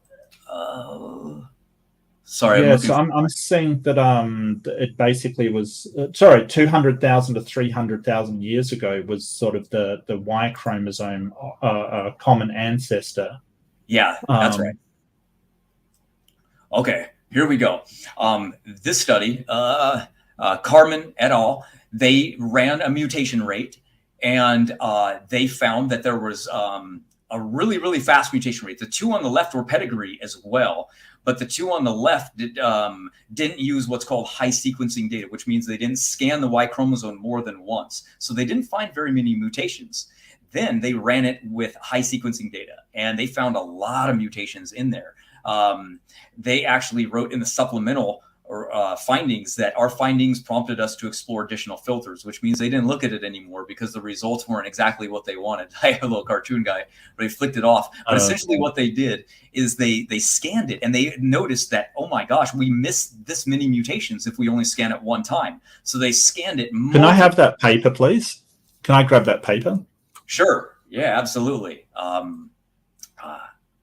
Yeah, the Marty et al. Is a good one. Here's the paper, analysis of 62 hybrid assembly of Y chromosome.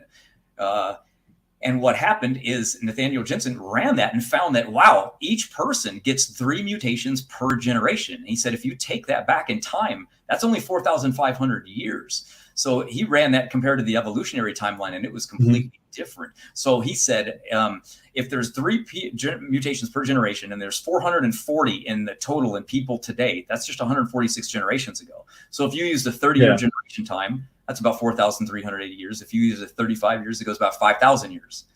So that study is called A Recent Bottleneck of Y Chromosome Diversity Coincides with Global Change in Culture. Genetic diversity, but out of Africa dispersal 50 to 100,000 years ago. We detect a cluster of founder haplogroups in a narrow time interval at 47 to 52,000 years ago, consistent with rapid initial colonization model of Eurasia and Oceania after the out of Africa bottleneck. So basically he's saying he found it consistent with the model that said that the bottleneck was caused by cultural changes affecting the variance of reproductive success among males. So basically he's sort of saying, hey, there was a bottleneck. We think it was caused by cultural changes, but nothing about that sort of in any way is against evolution. Like you seem to be cherry picking from these studies to say, hey, they found a problem here, and then they present possible what happened in these problems. But you're missing that. You're just saying, hey, there's a problem, can't be true. That is not what these people are saying, Matt. You need to read the entire study, not just say, hey, they found a problem, evolution untrue. Because he explains what happens. And he explains that it's consistent with a rapid initial colonization model of Eurasia and Oceania, because there are different models. There's a slow progress out of Africa. There's all these different models that they have. And he's saying he supports the one that is rapid colonization along with cultural shifts that meant that there was a bottleneck, not of people, but of who actually got to pass on chromosome Y, right? So if there was a cultural shift and suddenly it was that only the biggest and strongest, sort of got mates and the rest just didn't, then that would create something that we're seeing here. Okay, so it's really important that you actually represent these studies correctly, because this study disagrees with you. Oh, I have no doubt that it disagrees with us. It disagrees with Jensen too. That's why he said that they hid it in the supplemental area and they prompted to use different filters because they didn't like what filter C was giving. But that's where they were getting their mutation rate from. So they got results that they didn't like. They used the longer results that showed evolution, because you got to remember, if you and me want grant money for getting a study, we'll get those numbers no matter how. Oh, look, don't look. I'm not interested in talking about conspiracy theories. There's no conspiracy theory over evolution. There's none. Okay, because you can probably get a lot of money from creation ministries and places like that as well. Probably a better money than you would make just doing sort of evolution research. There's not like I don't know why you think there's suddenly this gold mine of money to spend years studying it just to sort of make a scientist's paycheck isn't a good argument. It just isn't. And the fact that there's Christians out there who also believe in evolution and accept evolution as a fact and the theory of evolution, just shows that no, it's not this conspiracy that you think it is. It's just not. I don't really say conspiracy. I just say you just follow the money. I always challenge anybody to just submit yourself. Write a paper, make sure it's 100% factual. It could be even evolution, I don't care. But just put in there that it's creationist based. They'll reject it immediately. PLOS biology will just instantly reject it. So if that's the type of science that you have to get rid of, and it only has to agree with them, then it's not really a conspiracy, because anybody listening can do it. I did it. I was rejected on day one. They didn't actually read it at all. They just said, we're not interested in that material.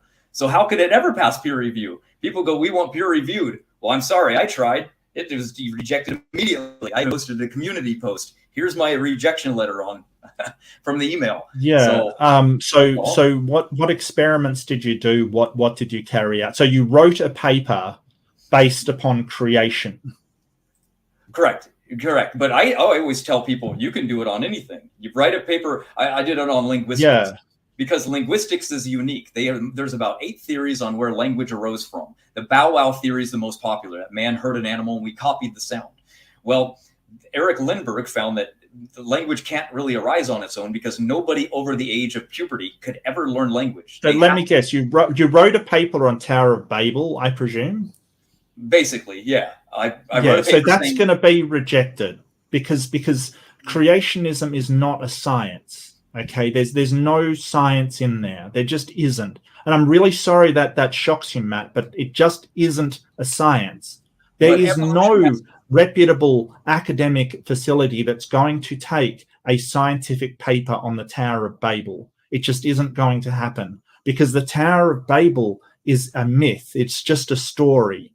It's barely even history. It's a footnote in history. It's not something that a scientist would take seriously. But if you don't take it seriously, how could you ever know if it is true? For example, evolution requires a natural explanation for everything. If there's no natural explanation for where language arose from, we can give it a good explanation. Why is it rejected without looking at it? Should it not? Because we only appeal to naturalistic. That is what science is. It's methodological naturalism. That's exactly what it is. There is no spectral evidence in science. You can't say, well, I have a story about a dancing hippopotamus that gave language to the people. It just doesn't get accepted. That is the restrictions of science. And I'm sorry that you don't agree with that, but that is what methodological naturalism is. It doesn't prevent you from getting to a God, but your methodology has to be a natural methodology, not based upon religious stuff, not based upon supernatural things. It has to be a naturalistic explanation because that is the constraint of science. And, because if you accept the same evidence that you have for, sort of languages being handed down by a God, then we've got to accept every explanation from every religion on how languages formed, being gifted by the Hindu gods and things. And then we have contradictory explanations.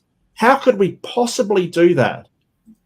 Well, we have contradictory explanations in evolution all the time, and people deal with it. There's explanations called the aquatic ape theory, where we evolved from apes that were swimming in the water rather than in the savannah, and that's where we evolved our subcutaneous layer of fat from, rather than living in the plains. That was rejected immediately and considered woo-woo. There's lots of theories that are just outright like, it didn't do good. So there's purely naturalistic papers that get rejected all the time for not being, thorough enough, for not following methodology correctly, there's a million reasons why papers might get rejected. Like, I don't see how you could possibly do any substantive investigation or experimentation on the Tower of Babel, apart from pointing to the Bible. Did you point to the Bible as sort of, one of your evidences for the Tower of Babel and languages? Probably at one point, but right, because if it's the history book, we want to point to it at least somewhat. But for evidence, it's not a history book. Well, it's a religious book. If we test it as a history, we don't. Correct. Well, we don't point at it for a history book. Well, if we want to test if a history book is true, we got to go to the science. We're doing the same thing with the Bible. That's all. Well, no, but I mean, we kind of use sort of evidence in order to test history, but history has its limits. You're right. No, Zach's right. We're not really talking about evolution anymore. All I'm saying is that lots of papers get rejected for not having a proper methodology, and it sounds to me like your paper just didn't have a proper methodology based upon methodological naturalism.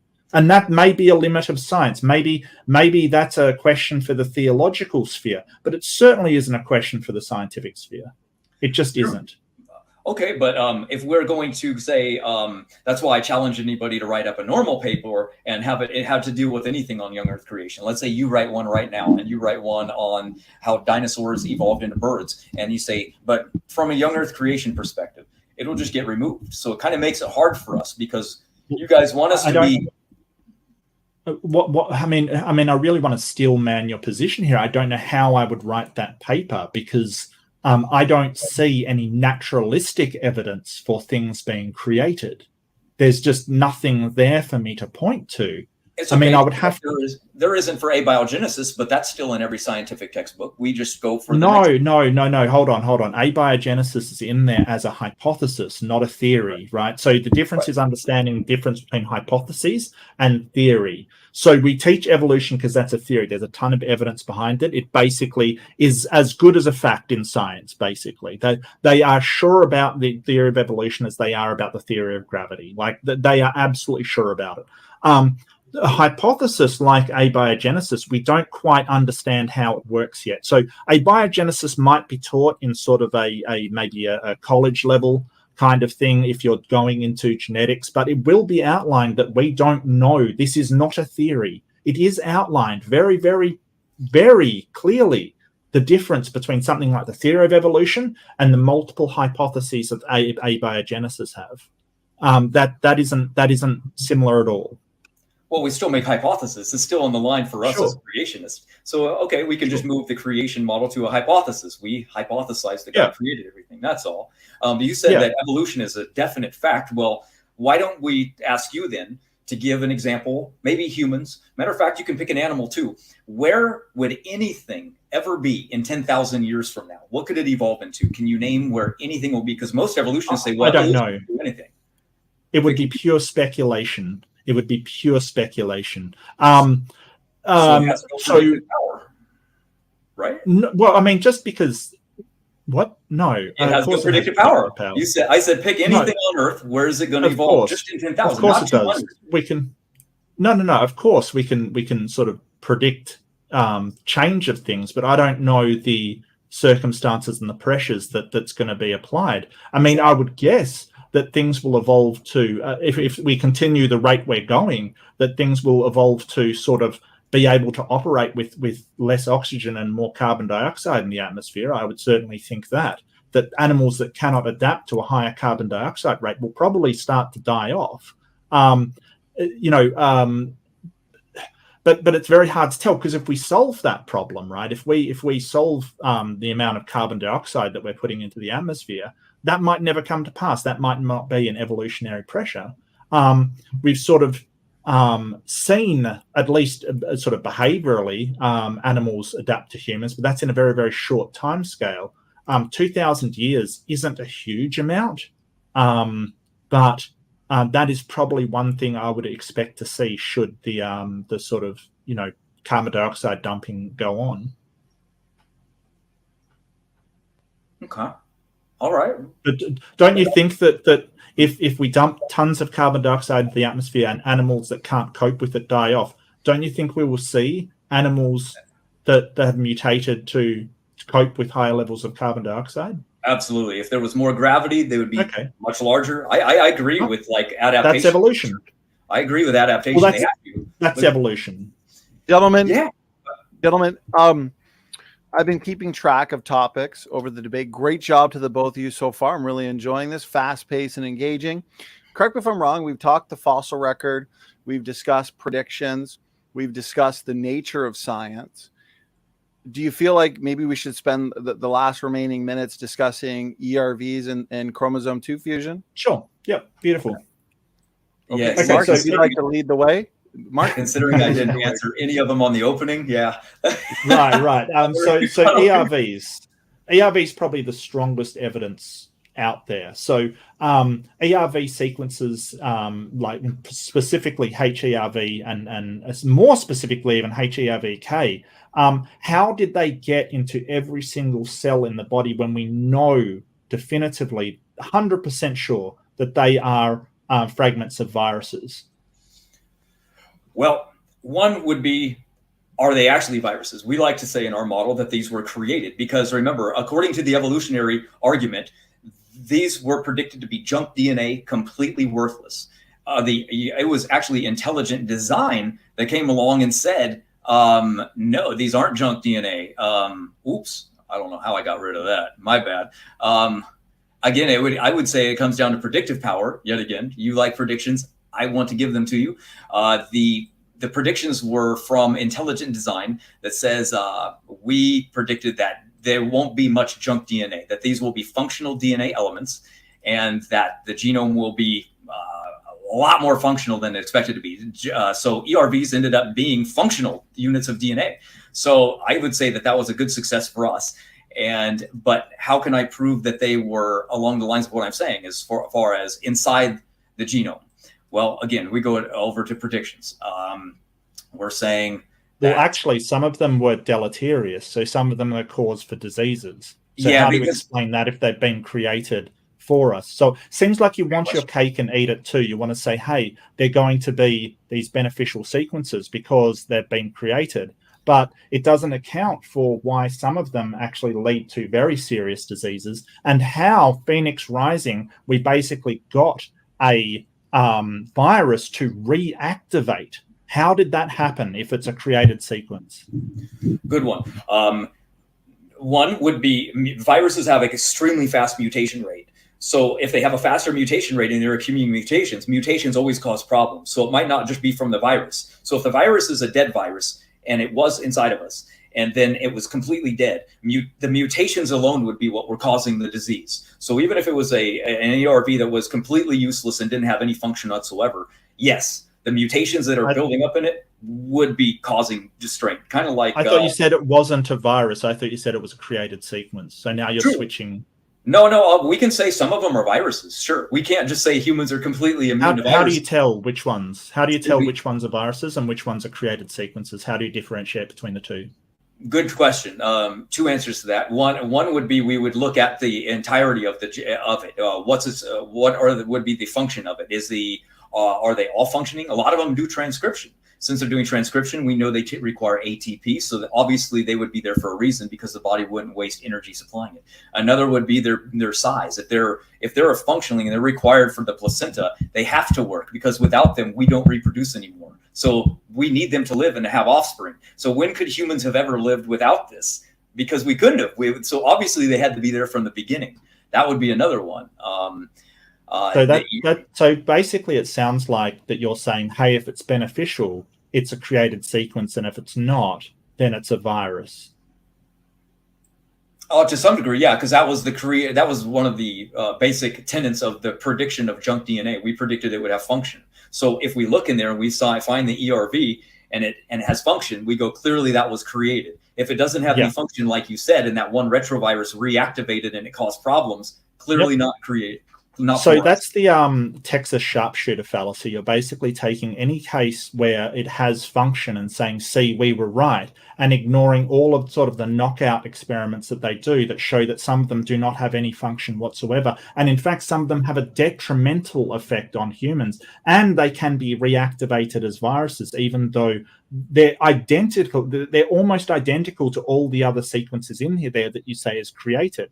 So what you're basically doing is just saying, hey, I'm going to pick out the ones that support me and ignore the ones that don't. Just ignore them. Say, hey, they were viruses, all the ones that support me. That is called post hoc rationalization. That isn't a prediction. Like if you sort of say all of them have function, they don't. Right. Again, yeah, we gotta be real careful, because if we say like Candida, for example, we would say Candida is a very good bacteria created inside of us. It starts to grow too much and we get Candida overgrowth. Now it's detrimental. So we would no longer we wouldn't just change our mind and say, God didn't create it because it's detrimental now. So we're not saying the same thing with ERVs. We're trying to say that the endogenous retroviruses, the functional ones, the very large ones, are all fully functional. Mutations have kind of destroyed them because they have a fast mutation rate, but they're still functional. Same thing with a lot of the other ones. A lot of them do transcriptions. Now, do all of them do it? No, of course not. Like they did a phylogeny test on ERVs with cats, and they found that a cheetah had a baboon ERV inside of it. Well, clearly it wasn't created with that. So it must have eaten a baboon placenta and incorporated it into its own genome. So if we were to test that, would we say that the ERV in the cat wasn't created? Well, of course we would. We would say it was created inside the baboon and got transferred to us. Unfortunately, the virologist would probably be able to tell you much better than I would how to distinguish a created ERV over a non-created one. I even think Donnie can answer it better than me, because there's a specific way we can tell based on sequencing, right? So I would have to say that I would just go by the function base, because that was what was predicted. And if it doesn't have a function, we caught it from somewhere else. So it has to look like a gene, and it has to look like a virus, because how else could it protect us from viruses? So what you're doing is you're essentially going, well, some of these have benefits, like the syncytin gene, for instance. So we're gonna claim that as sort of a created functionality, sort of what God created. And all of the ones that, like the HERVK, for instance, that have sort of variations that cause negative deleterious effects, you're going to label those viruses, even though there's no real way without knowing what they do to tell the difference. They're essentially indistinguishable from one another. The problem here comes that something like syncytin can actually be linked to multiple sclerosis as well. So that may have a deleterious function, even though you're saying it is created. So this is a problem where all you are doing, right, is you are going in and you are finding the specific parts to support your worldview. There is no scientific research to support this. All you're doing is basically saying, I'm going to cherry pick and I'm going to select the ones that have been co-opted, have mutated, so there's a benefit. All the ones that have mutated, so they don't provide a benefit, we're just going to say they're viruses. Well, it's just a story. It's just ad hoc explanation. And some of them do nothing at all. And so that's sort of, the whole junk DNA. Yeah, a lot of them are, do things way more than we thought. Sure. Yeah, absolutely. But the whole idea that you predicted that there wouldn't be junk DNA, well, there still kind of is. There's sort of inactive regions, there's non-coding regions, there's a whole bunch of stuff that it just doesn't do anything. And we know they don't do anything because we can replace them with other genetic sequences, and the organism is unchanged completely. Well, I always like to say it would be one thing if it was just a rescue device, and I was like, oh, well, God definitely created them. And it is a rescue device. But the thing is I don't think you could find a single paper that actually shows a process where a non-functional ERV became functional. So it's not a rescue device, because you can't back up what your theory is, because you'll just read co-option, but read the paper. They'll never be able to show a non-functional going to function. So okay, well let me just throw in that where they literally reactivated that Phoenix Rising virus element from a non-functional thing. But it went functional in a good way, or it went functional in a very bad way? I'm guessing very well.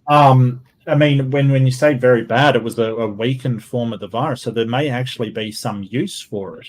So it is fascinating. So when you say a useful way to the organism, yeah, terribly bad, I would say. We believe that the ERVs are functionally based on a kind. So there's going to be functional ERVs specific. So if I eat a bat, I am going to get a virus that's very deadly for me, but very beneficial for the bat. See the difference? What is a kind?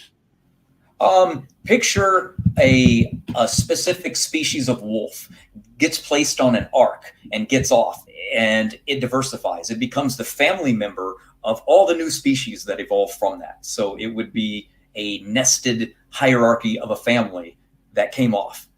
That would be a kind, like a wolf kind, and then it diversifies into dog kinds, right? A downward trend, human kind, bat kind. So that's how like bird kind, or is there eagles a kind? Yeah, eagle would be a kind because it's mentioned in Job, so it must have been on the ark. Ostrich was a kind. It says that God made the ostrich stupid.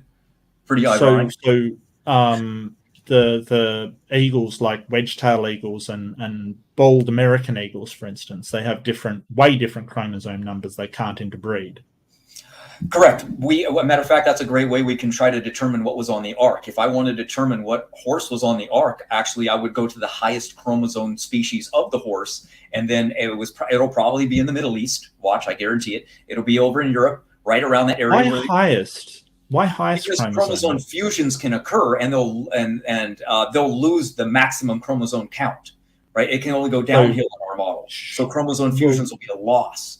Right? Well, the maximum would be what would have been on the ark, because then you get off the ark, you can only get chromosome fusions, so we'll get less. I don't think just chromosome fusions can split, can't they? I mean, well, chromosome 2 fusion, for instance, I mean, that is completely indicative of the evolutionary model. Maybe we should address that quickly. True. Okay, so let's say that there was a human being that we found today that had more chromosomes. We would go, wow, his lineage, his descendants must have been the first now with a fusion. So he must be the hierarchy of the earliest. No, because that wouldn't be a human. Oh, sorry. Well, okay, let's call it whatever we want. Let's say that there was. Do you like the ark analogy? Could I say that there was a wolf that had 60 chromosomes, and then it got off and it speciated into a wolf that now had 50? Sure. I mean, that's fine. I mean, if things can speciate, things can speciate. That's fine. I don't really have a problem with that. The problem comes that with chromosome 2 fusion, if you had I don't know how you would get a human with more like the pair extra chromosomes, like the 48 chromosomes, right? I don't know. It was a bad analogy. You would get that. I'm sorry. It was a bad analogy. I was just making something up. My bad. Because sort of, I mean, I suppose I would be completely bewildered as to how that could happen, but it wouldn't be human at that point. You would probably see that split off from the other apes before humans split off. Well, actually, if the chromosome 2 fusion happened, it had to be in the human line, because if it happened in the ancestor of before the split, both the primates would have it. So there had to be in the human evolutionary line. Yes. Matter of fact, that's why they actually said this. I remember this one. Look, the evidence for a fusion in human chromosome tells you little to nothing about whether or not the humans shared a common ancestor with living apes. The human chromosome fusion argument focuses on a fusion event that is specific to the human line and therefore provides. What's that a citation from? I notice you don't have any citation there. Who is that from? It looks like I took it off of a picture of a video. You can see the red line there. I can find the video for you. They usually have citations. I don't know why they don't. I can get that for you. So that's completely different than what every evolutionary biologist says, and geneticist for that matter, except the few that are sort of in the religious sphere, say about the chromosome 2 fusion. Yeah, I would imagine so, because they needed the fusion to happen, but they didn't predict it at all. Matter of fact, they predicted humans would have 48, the same as the primate. Yeah, I think that's just somebody talking. I don't think, you haven't actually given any kind of citation to what paper or what thing that's related to. So I don't really care what people who aren't geneticists and aren't scientists have to say about it. Well, because Darwin was neither one. He didn't even go through peer review. Everyone believes what Darwin says. We're still going off of Darwin. Look, this is silly. Darwin was a natural philosopher. He was a naturalist. He didn't have biology degrees and peer review at that point. And he did kind of go through peer review because he did publish a book and it was heavily criticized. And eventually, with the overwhelming amount of evidence, we had to acknowledge that evolution was a thing. He won out because the evidence was solid and the predictions he made came true. So, but the idea that Darwin should have a modern day degree when he lived, back hundreds, that's ridiculous. That's absolutely ridiculous. It's like questioning why Socrates didn't have a degree in philosophy. Come on now, Matt. That's just silly.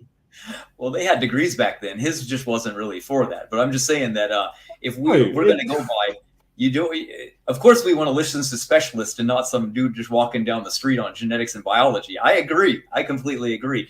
Obviously, but when we're talking about a chromosome fusion, we're trying to talk like what makes the best evidence. Like what what would have to be the population for a chromosome fusion to occur that could spread to every other human, and all other humans on Earth would have to die? So if they're okay, you say they're not human because they have extra chromosomes. Okay, so take a Neanderthal. Well, they have the same, but let's take a pre-Neanderthal. What would the population have to be? Well, so different chromosomal amounts can breed, and sometimes they are sterile and sometimes they're not. Like, for instance, lions and tigers, for instance, the old liger. If it's female, it's still fertile. If it's male, it's sterile. I believe that's how it goes. But a lot of these, like, sometimes they can breed if they're close enough genetically, which those animals or those sort of ancient humans probably would be. So it doesn't need to be like just this split off in the way you're describing.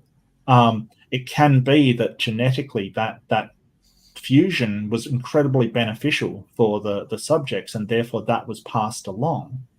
So I don't know why you would sort of go, I mean, we don't know exactly how it happened, sure. But the fact that I just meant population-wise. It had to have been a very small population, because if you're saying that there's tons of people in the world, well, guess what? There's lots of wolves, but you test wolves, and there's lots of different chromosomes that inside of them. We don't. If there were humans in the past or a different species and there was a chromosome fusion, they should be in the population today, but there's not. There's only humans with the same amount of chromosomes, so they had to be a very small population, don't you think? No, you're misunderstanding how population genetics works. So you have a beneficial mutation, right? This chromosome 2 fusion, okay, and it provides a benefit for the organisms. So as they procreate, other lineages die off that don't have this benefit. I feel I'm explaining basic evolutionary theory to you. Some of them will be born with the mutation, some of them won't. If it's a beneficial mutation, like it's incredibly beneficial, like all the advantages that humans have, then the ones without that mutation will die off, and the ones with that mutation will remain.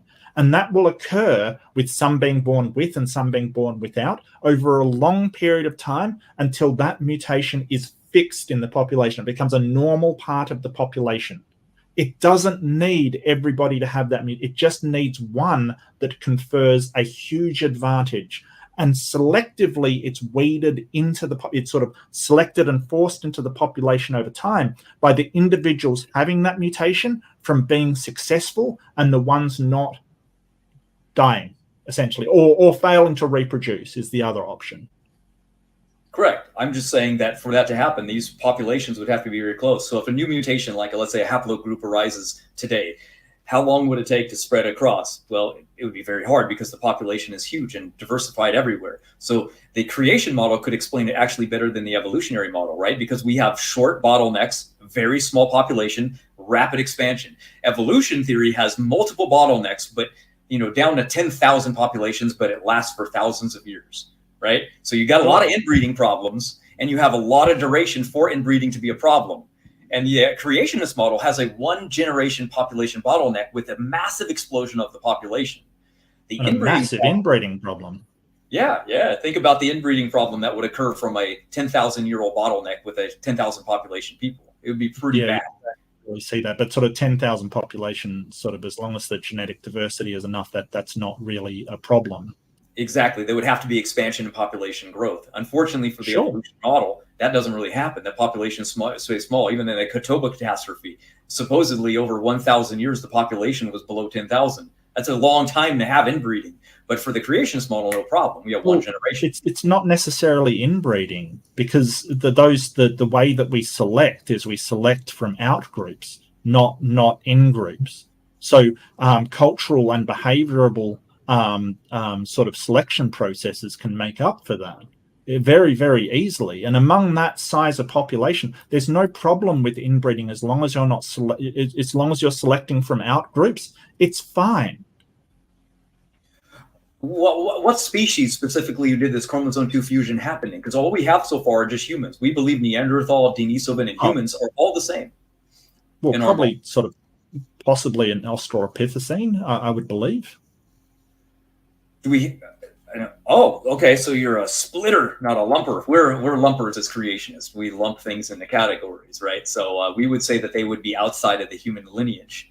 And, well, see, that's a problem. That's a problem with creation, because there's no problem with not being able to split up, like apes from, the Australopithecine, like Australopithecus afarensis, it is a mosaic. It has traits of both apes and humans. We don't have a problem with that. That's not our problem. That's your problem, because you want to split them into two groups. We don't have to say, hey, we have problems categorizing apes from humans, dogs from cats. We've got the problem splitting them up. Absolutely, we do. But that's what we would expect if it was common ancestry. You have separate groups for both of them. So you're the one with the problem being lumpers, to lump that, because creationists have both lumped afarenses, Australopithecus afarenses, in with apes, and others have lumped it in with humans. So which is it? Is it an ape or a human?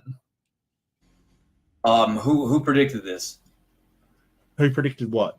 That I never mentioned the prediction. Oh, okay. I thought you said it was a young Earth creationist that's saying that this is lumped together. Well, different creationists have lumped in Australopithecines with humans and apes, right? So I'm asking, like, you're a lumper, right?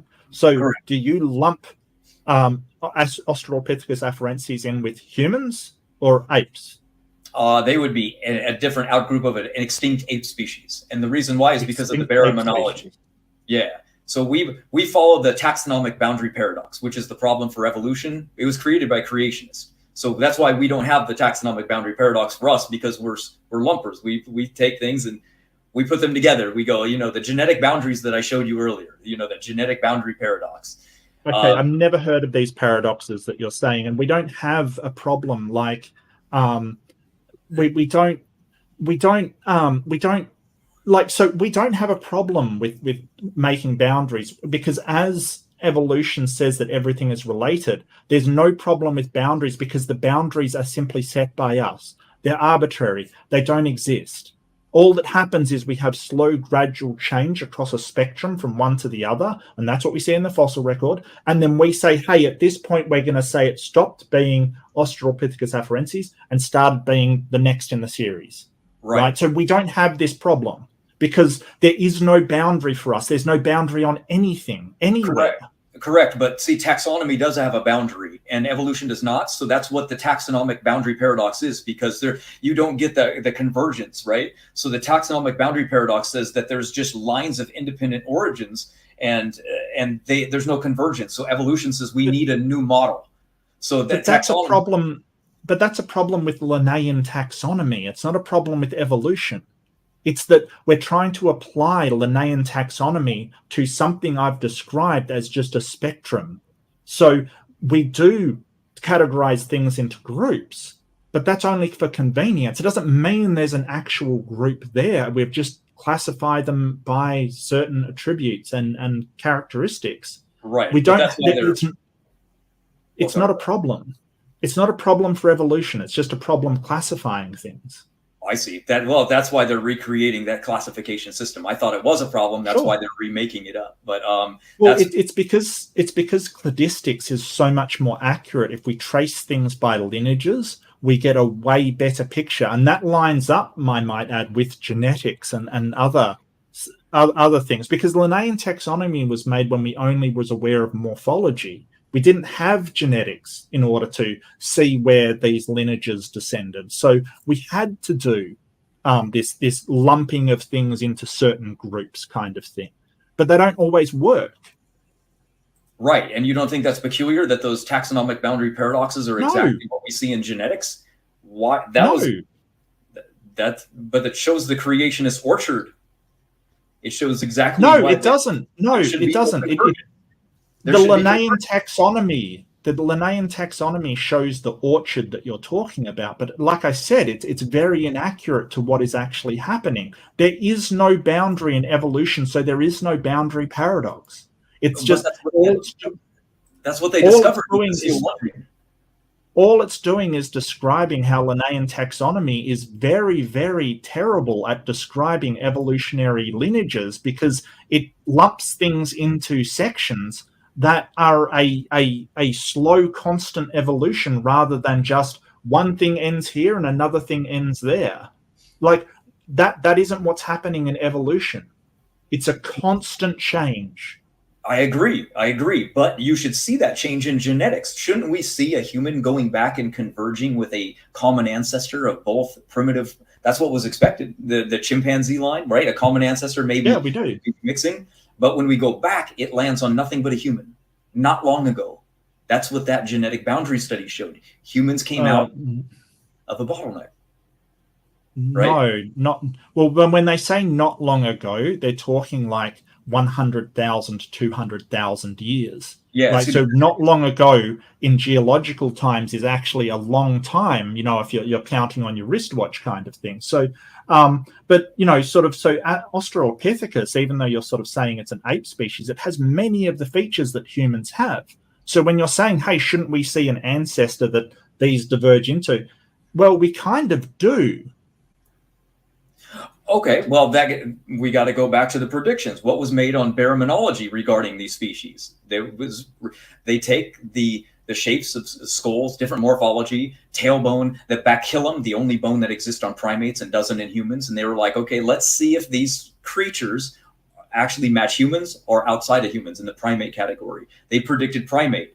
They line up baromenological distancing and say, look at that. They don't line up, they don't match humans or anything in the human category, Denisovan, Neanderthal, none of that. So what we do is we would say, look at every dog breed on Earth. Let's test the distance between all of their snouts, muzzles, size of their skull, cranium shape, everything. And then put them into a simulation and say, okay, everything within that diversity is related. And then they say, okay, let's test another thing that we say is related to that dog. And then if it has those same features, we know it's related, even if we didn't think that they were.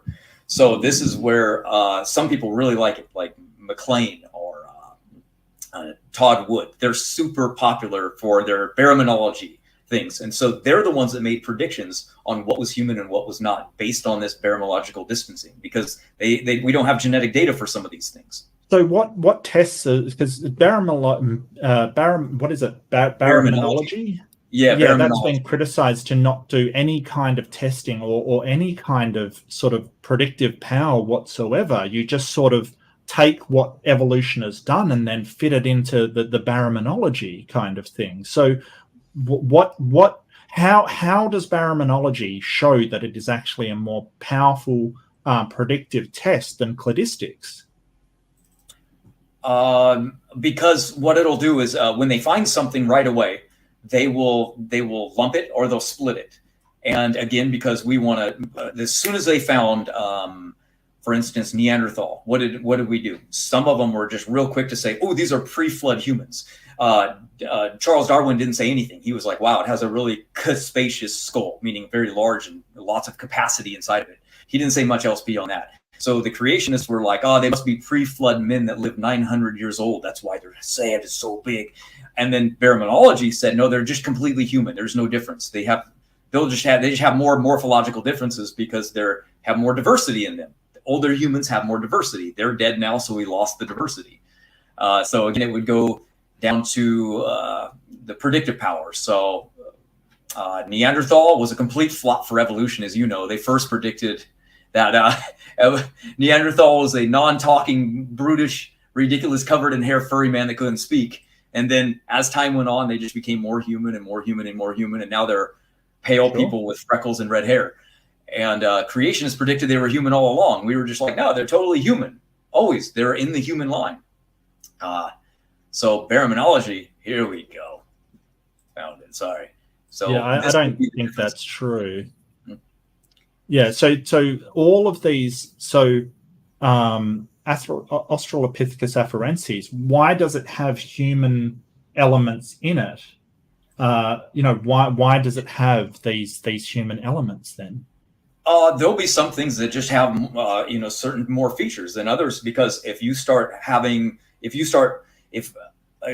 standing up, your spine Like, let's say it's circus monkeys. They were required to be on a leash and walk around. So they got lumbar lordosis, where the spine started to curve like an S, like a normal person that was forced to They did not have the morphology of afferences. There's that's true. no way. Because like if you're sort of saying that bone distortion due to sort of being in an unnatural position is going to lead up to the morphology of something, that's ridiculous, Matt. Come on now.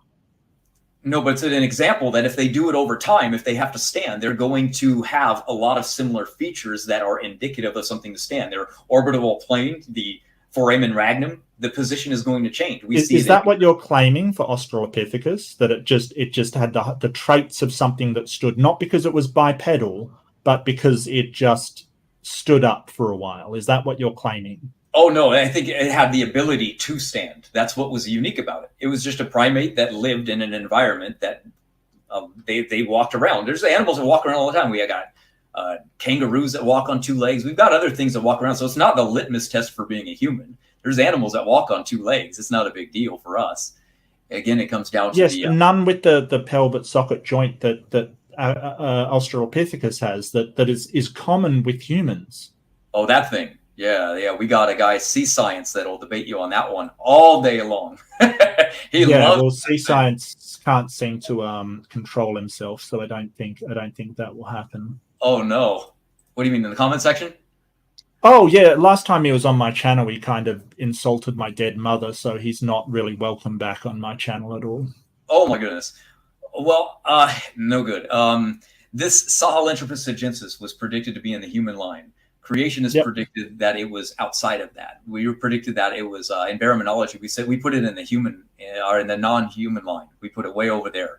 What happens is when we started looking at the different features, we showed that it was they had the features of a female gorilla, and so I don't even have the pictures. My bad. So it got classified as outside of that.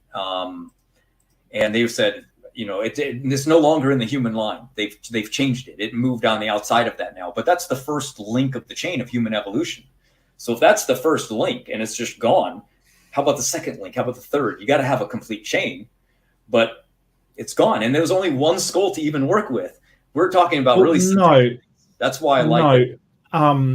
So creationists denied afferences for ages, that it even existed. It was a hoax and things like that. So if you're talking about every prediction that creationists have made, they've said all kinds of things. Now, the morphological characteristics of this particular, what you're calling an ape, sort of the striding bipedal gait, the cranial curvature, the upper limbs and lower spine, they have a convergent great toe. They've got strong arches in their feet.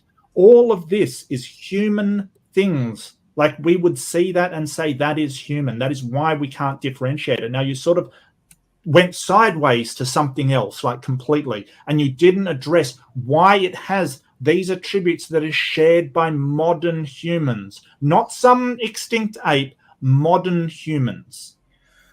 Well, again, we're going to expect some things to have some similar traits, just like we see animals that have some similar traits. You guys say common ancestry, we say common design. God's going to reuse a lot of features that work. If they work, they work. So if something doesn't climb a tree very often, is it going to need a lot of those features? Probably not. So what was it created for? They're not alive today, so it's very hard to test. We don't have their genetics. So we look at these things, and these are some of the criteria that we have to point to what is in the human line and what is not. Because again, we want morphological differences. And if it was just one creature, you may have a point. But the problem here comes that we see a long line of Australopithecines with more and more human traits. Like, it's got Australopithecus eminensis, Australopithecus cadaver, ramidus. We've got sort of all of these Australopithecines. Sediba comes after Africanus, which comes after Australopithecus, and they're all getting more and more human. So your thing is that they would have had to develop more and more human traits, and we have a long line of how the ape became a human from these traits. And you're sort of saying, hey, maybe all of these things developed and then they went extinct. It's ridiculous. It's absolutely ridiculous. They would have to develop the same traits on multiple different occasions just to go extinct. It is a much better explanation that this evolved these traits. And as evolution continued, more and more human traits were evolved. And you're sort of putting an arbitrary barrier in between and saying, hey, these things are humans, these things are apes, while not explaining how these apes had human traits in them, and get more and more human as time progresses, that we can tell from where we find these fossils. As time goes on, becomes more human. That's good. Go ahead. Sorry, go ahead. No, I was just going to say that's because some of those things are actually classified in the human thing, like Sediba, for example. That was classified as a human. So very unique, right? That would be classified. You would think that creationists would look at Sediba and say, oh, no, that's a primate. So, that's yeah, ape. I noticed that you've got a Homo. It's not Homo Sediba. It's not a Homo genus. It's Australopithecus. It's an Australopithecine. That's because we classify it as it not being. It's that we believe it's in yeah. the Homo. Well, it's a wrong classification. It's a wrong classification. Then it's Australopithecine. That's because the fossils are mixed together. It's a mix between the two. So when they took a stick of dynamite and they blew it up in this cave, and it mixed lots of fossils together. That's why it has lots of features. Some features with a primate and some with a human being. It's mixed. We had what's her name? Ann Gibbon or something like that. Donnie, I forget her name. She emailed us back and said, "Oh yeah, it's just a mix. It's a conglomeration of two different species." So that makes it really hard. So how do we know when we're looking at two different species with other mixes of different creatures? It's very, very hard. So we make we make the prediction saying, like, okay, we're going to put this in the human category because it is a human. Which is completely arbitrary. And the funny thing is that sort of Homo habilis has the attributes of some of these more basal forms like the Australopithecines. That's the thing. You're sort of going, well, we're going to split these things that are basically what you call human but have ape-like traits from the things that are ape-like, that are apes, that you call apes, but they have human-like traits. It seems ridiculous to me that you would have a whole series. We have a vast array of these organisms, what you call apes with human-like traits. And then as the time progresses, because don't forget stratigraphy, we can tell as we go further down what era that was from. And they start to get into humans with ape-like traits. Like, it's really weird that you would go, okay, we're going to cut it off there, and that's it. And even though Australopithecines, you've got Australopithecine afarensis in one and Australopithecine sediba in another, which is just like the differences are not that great.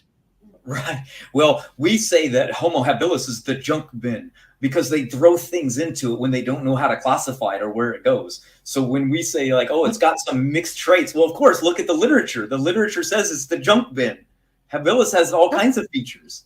Yeah, it's a junk bin. They throw everything into that. I'm sure all of the creationist people say that. That is not true at all. Homo habilis is sort of the very far along the trackway to human, but they still do have some ape-like features. Gentlemen, excellent discussion. We had plenty of bonus minutes worth of discussion, so 50 minutes times 2. Wow. But this was a fantastic debate, and it's a comprehensive topic, and so I'm glad that we were able to discuss in detail all of the relevant topics. But just to make sure that we do have time for audience questions, we've only got 34 audience questions. So gentlemen, we will be done by 4 a.m. No worries. Okay, Mark and Matt, good job. We ended with smiles. This is good. Smiles all around. So we got closing statements though. So gentlemen, I want you guys to bring the heat for 5 more minutes each. Okay, Mark. You get the first 5-minute closing statement. Whenever you're ready, you just let me know, and I'll start your timer. Floor is yours. Yeah, so a lot of the things I brought up, I don't think Matt really addressed in any kind of sufficiency. A lot of it is sort of post hoc explanations, just changing the story to suit what the biblical narrative is, or what he believes the biblical narrative must express. As there's plenty of Christians that accept evolution and still believe in the Bible. So this whole idea of haplogroups jammed into this sort of after the flood account it doesn't work. It just doesn't work with the way that we see genetics operates. The way that he's describing these DNA sequences as created, even though we've reactivated viruses from these endogenous retroviral elements. It's just basically saying, well, when I need, I think it was kind of ironic that his shirt says rescue device, because it really is a rescue device. You just say, hey, everything that disagrees with my hypothesis is a virus, and everything that agrees, well, that's created. Easy, done. Sure, but that's not science, and it's not scientific in the slightest, and you can believe that, but it seems rather convenient that the deus ex machina allows you to classify things exactly as you need to classify them in order for your sort of ideas to be true. The same was true of the differences between Australopithecines and right up to Homo habilis. Sediba, they want to say, hey, that's a Homo because we have to have it as human, because it is too human to deny. But it also has tons of features that's apes. So which is more likely, that these things arose out of nowhere individually, or that this long series we have of apes getting more and more human-like and losing ape traits is just a long flow of organisms that give birth to one another? Like, you would have to be somehow thinking that someone's fooling you if they created these things to go extinct just to trick us into thinking that there was one long unbroken chain of hominids that came along, and before that Australopithecines. He didn't really address chromosome 2 fusion. We didn't really get much into that, in fairness. But it's interesting that sort of in the rebuttal, he didn't rebut anything that I had to say. And it seems like to me that a lot of this stuff is just, how do we fit it into our genetics into our worldview? A lot of it is cherry picking of papers that vehemently disagree with everything Matt's got to say. It's very easy to pick out problems when the papers say, hey, there is a problem with this, and then it goes on to address it. Well, yeah, there's a problem with all kinds of things. That doesn't mean it's untrue. That is cherry picking. That is simply misrepresenting papers, which is not cool. So all of this kind of stuff, I think I've presented a whole load of very strong evidence, and that's only the tip of the iceberg. There's tons of more evidence for evolution. I kind of recommend a site called BioLogos if you want to investigate it. It's entirely Christians. They're very good. They want to know the facts, and they present the facts. I really highly recommend them if you do want to learn more about evolution, but you don't want to go to a secular website. BioLogos is people of Christianity who can sort of explain all of this stuff. But thank you for listening to me, and I really appreciate being here. Thank you. Mark, thanks for the 5-minute closing statement. Matt, you also have your 5-minute closing statement, and so let me restart the timer. Whenever you're ready, the floor is yours. Go ahead. Okay. My opening, I will agree, was a complete failure because I spent my time on testable predictions, nested hierarchy, classification, speciation rates, comparative anatomy, fossil record, why things look more primitive, and mutation rates. I should have spent it on ERVs and chromosome 2 fusion. So that is true. My bad. As I said, I don't debate much, and this is a perfect example of why. So I'm sorry, Mark. Maybe next time. So, but I do hope that you consider looking at that genetic evidence. You will see that that study does show genetic boundaries, exactly what we predicted as creationists. And yes, it does say 200,000 years in the studies, but I want you to realize that those studies aren't looking at a timeline. They're just using assumed phylogenetic mutation rates that assume evolution to be true. They do not use any true observable mutation rate, and those are the ones that are accurate and true. And they're so good because the FBI themselves use them. And if they use the evolutionary rate, they'd be convicting people wrong all the time. The rate's fast. So if a dad is at home and his son goes out and kills somebody and they test the DNA and it looks like it's the dad's, he gets arrested. And then all of a sudden the kid's off free, but then they test it and they find an extra mutation in there. Well, guess what? It was the son that did it, not the dad. So those mutation rates are actually used. They're functional. They're good. They're used in a functional case. So young Earth creation has a mutation rate that's functional. Lots of things are used, and the predictions on them are great. So I feel the evidence against evolution is much stronger than the evidence for it. This is why evolutionists like to talk about the fossil record, right? Like he did tonight. It's subjective. There's no consensus, even in the evolutionary community, on it. It is true that it looks like there's one that exists. We would say that the evidence is clearly from the global flood. Are there going to be discrepancies? Sure, but the discrepancies are for evolution because it's a mess. It's all over the place. It should be, if millions of years are passing, it should be everywhere. There should be index fossils in every single geologic layer. Everywhere, you should find it. We don't. So I think the question of everything is, I think the evidence, again, is like the ancient alien concept, right? I think that there's enough evidence for them to make the hypothesis and create a model that ancient aliens did all of these things on Earth.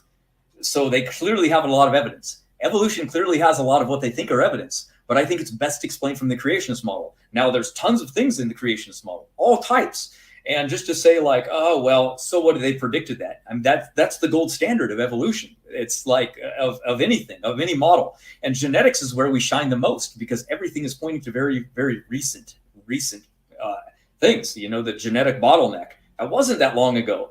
And everything came out of it, modern humans as well. So that's what we're saying. And it's not 200,000 years ago.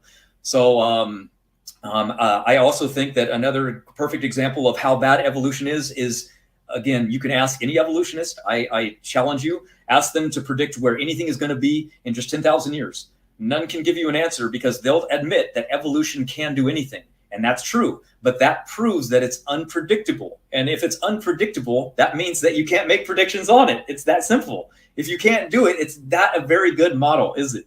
Because our goal is to make predictions on the future. What's good, what's helpful.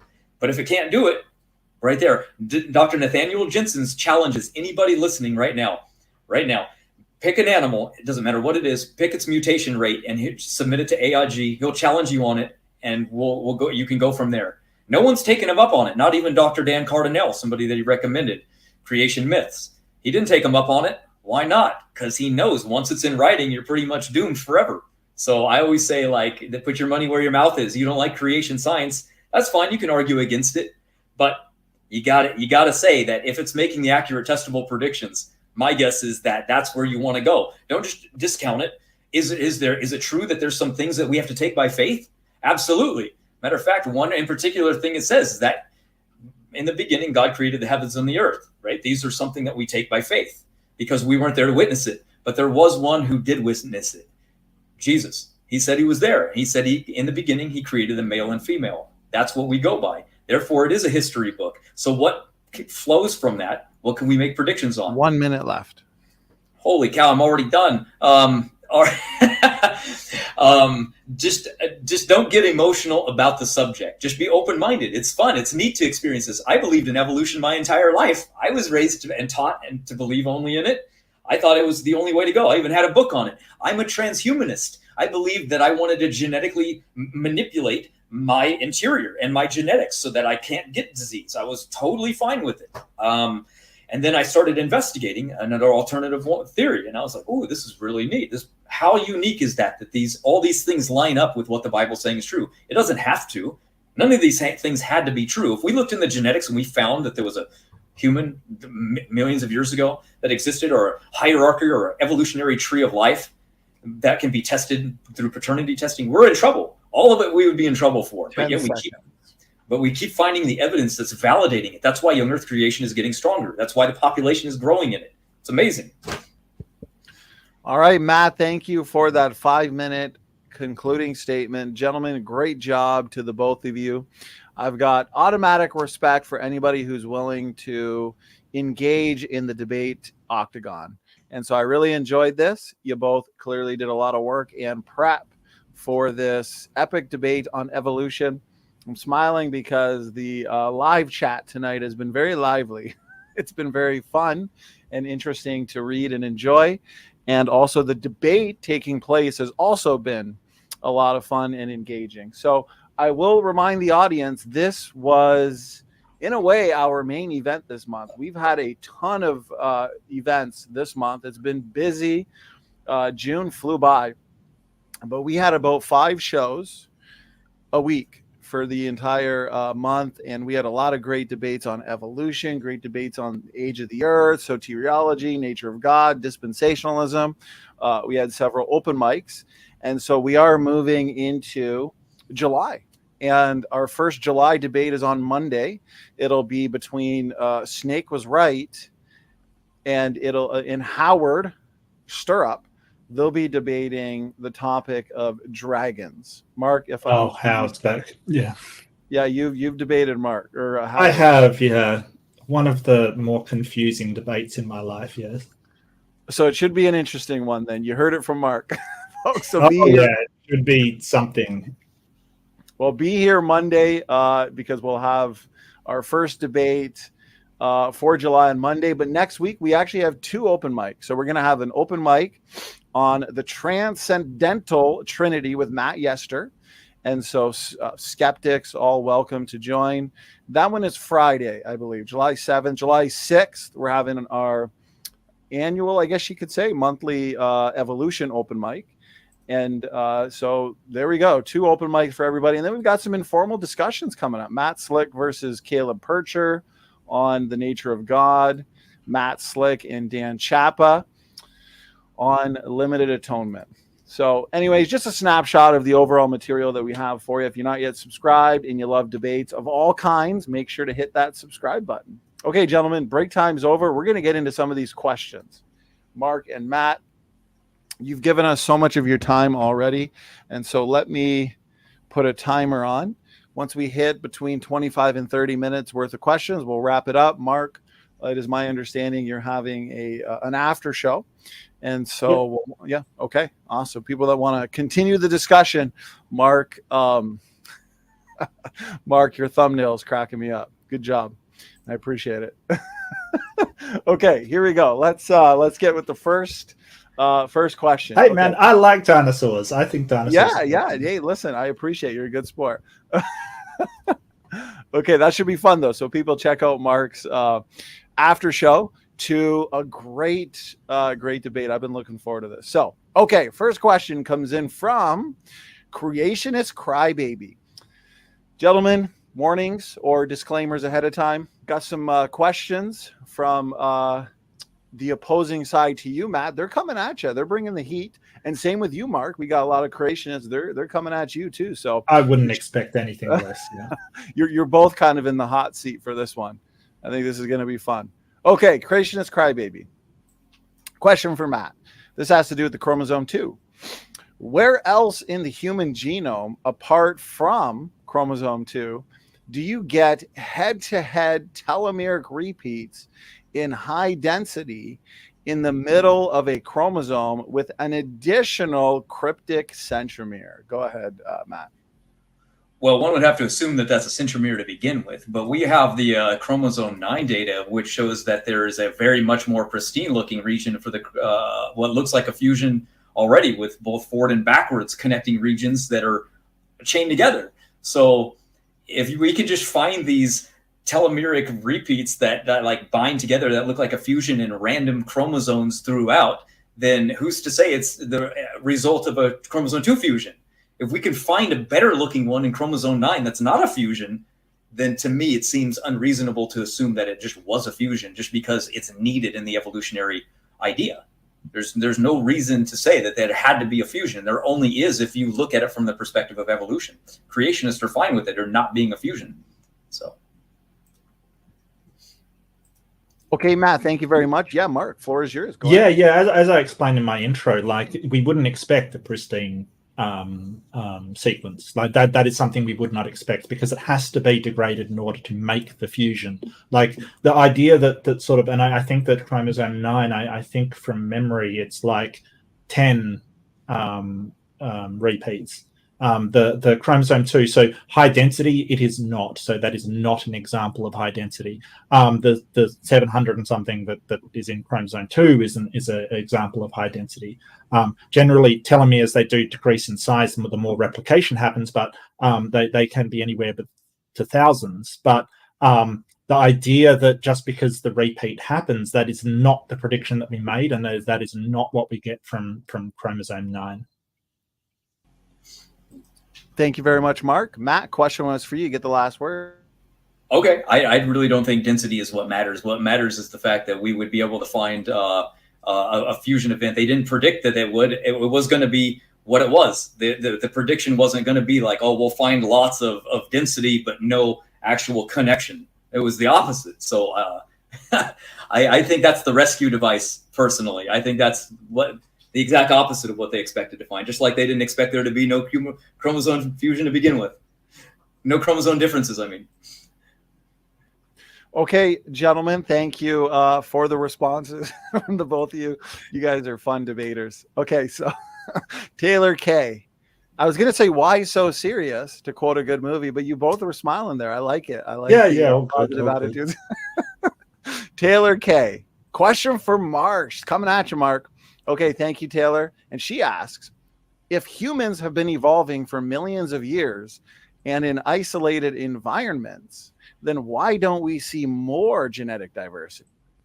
Hasn't been millions of years, hundreds of thousands, maybe. The reason why is because you get a lot of recombination. You get basically groups drifting in and out. You get sharing of genetic information over different populations.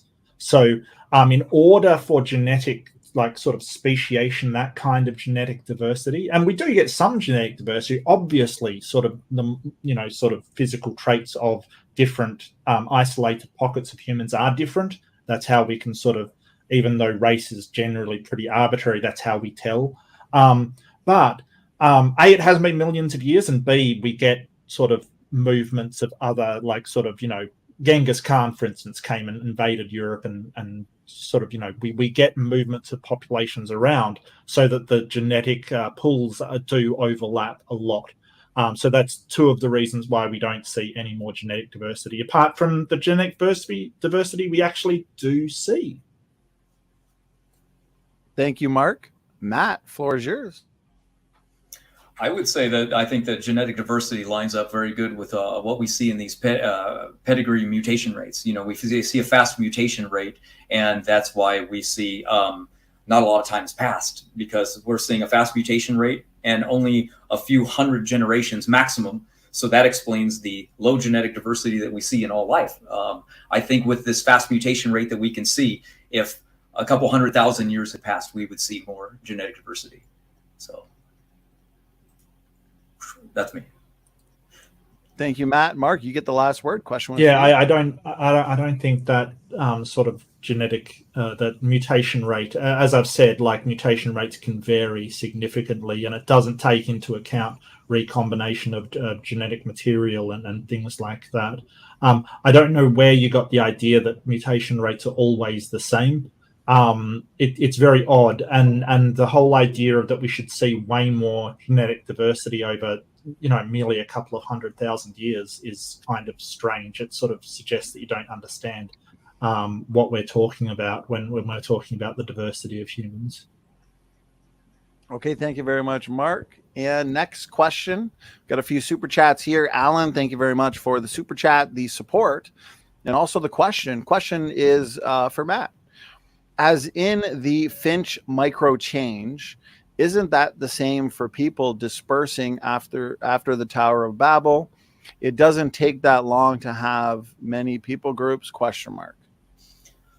Those are like phenotypic diversity changes, during actually changes in the season. It actually isn't even the next generation. It can change in the season. Their beaks can change a little bit of the shape. As where human beings, that's more of a generational thing. It takes a little bit longer. You start to get up to the poles, and you're gonna get some shifting around of how the density of the bone and some things like that. But overall, the morphology and the phenotypic diversity of people is it's pretty good. It's much more than animals. Let's just say that. If you line up all the gorillas or all the chimpanzees and then you compare them with humans have a mass amount of phenotypic differences, as where primates do not. They're very, very similar with one another. You can see them, and you're like, wow, you can't even tell the difference between the species unless you're trained in it. So that would be my answer. Okay, thank you, Matt. Mark, floor is yours. You can certainly tell the difference between species of ape. There's no mistaking an orangutan for a chimpanzee. So the whole idea that this micro change, we're talking in sort of when we say not long, we're not talking in 10 years or something, or 20 years or 100 years. We're talking in hundreds of thousands of years. And the micro change in finches may have been something that they were really pressured into. Again, you're making the mistake that mutation rates are always the same no matter what's going on. We know that's untrue. We know that sharks have been largely unchanged for millions of years. We know that there are certain animals that have been largely unchanged for millions of years. Mutation rates are not the same everywhere. Sorry, that's just the case. Thank you, Mark. Matt, you get the last word. Question was for you. Okay. I was just going to say that correct. I didn't mean that species between gorilla and orangutan. I can't tell. I meant the species within each family. Like, I couldn't tell you if that's eastern or southern chimpanzee. That's what I meant. And humans definitely stand out. There's much more phenotypic diversity between human beings. And that diversity even rolls over. So obviously Noah on the Ark had even more, because there's other humans that are gone now that had even more diversity. So we've been losing the diversity over time, not gaining, which evolution would require. Okay, thank you, Matt and Mark. Next question is another super chat. Comes in for Mark. Question from Smart Simple Fit. Thank you very much for the support. Mark, the woodpecker has a special balance between its adhesive tongue and solvent throat. Does Mark believe its ancestors continually choked to death until they finally figured out how to swallow? No, of course not. So like many of these sort of changes, they change slowly. And so it might have been a slightly adhesive tongue and a slightly solvent throat, something that almost had no impact, maybe a very slight benefit. Through selection, that would have been reinforced. Just exactly the same way as you sort of get a big cow and breed it with other big cows, you'll get a bigger and bigger cow until, we have ginormous, sort of things. Just a slight advantage selected for can turn into a large advantage, and that is then selected for and reinforced. So no, you're making the mistake that you think that one of it evolved first, like entirely in the way we see it in modern animals. No, it's a slight change that then is reinforced and reinforced, both systems working with one another, but none were as pronounced as what we have today. Like it's just a question based upon a misunderstanding of how evolution actually works. Thank you, Mark. Matt, floor is yours. That's pretty much completely geared to him. But I would say that, we believe that there's certain designs and things. So when we hear, for example, the laryngeal nerve, right? A lot of people would say that's a bad design. Just like they might say, like the woodpecker, there's a special balance, but it evolved that. We would say that it was more like created. So sure, the longer the necks distend in a creature, the more problems can arise. There's no doubt about that. But what's better? A longer neck so the animal can reach a food source, or dying because of a laryngeal extension that causes a little bit of problems along the way? I use it as an analogy of underneath the car. The exhaust has to go from why not just put the engine in the back of every car where that doesn't have to travel very far, as opposed to putting it in the front where it can be trouble. well, we like to design certain things, and God likes to design certain things as well. And so there are certain creatures that are designed differently. Thank you, Matt. Mark, you get the last word. Go ahead. Well, yeah, I mean, I'll refer to Matt's shirt as a rescue device. God likes to design certain things, sort of bad design rescued out of nowhere. So the laryngeal nerve is an example of a terrible design that, is better fitted by evolution. So I'm glad Matt brought it up. Another is the wisdom teeth, which have essentially no function anymore. They kill us a lot of the time, or at least when we didn't have the technology to take them out. And the eye is an interesting one. Sort of the eye has sort of evolved many times, and we know that these things are not related. Like our eye is worse than the octopus eye, which is a parallel evolution of an eyeball that is vastly superior to our own. It doesn't invert the image, and so it doesn't have a blind spot on it. So the idea that, God likes certain designs, well, apparently not in the case of parallel evolution, but we can explain that very easily by sort of pointing at, hey, eyes are very helpful. If something has sort of the mechanisms like sunspots or eye spots to be able to sense light and darkness, and then that evolves over time, it will evolve an eyeball. But it might not be the same mechanisms or exactly the same mechanisms as something else that evolved an eyeball. So this is sort of a problem for creationists, where they sort of say, hey, God likes certain designs, except when he doesn't. Rescued. Okay, thank you, Mark and Matt, for both of your responses. Next question comes in from Sunflower.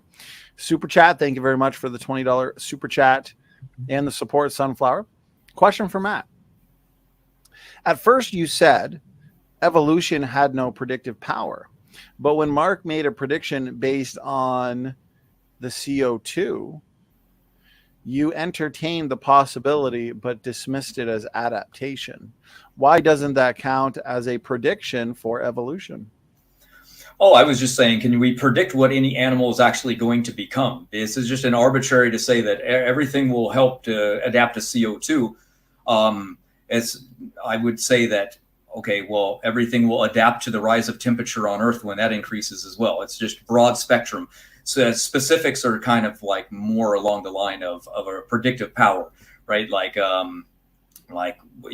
genetic similarity. That's very, very specific. We would say we're going to find more genetic similarity in things that look more similar to other things, right?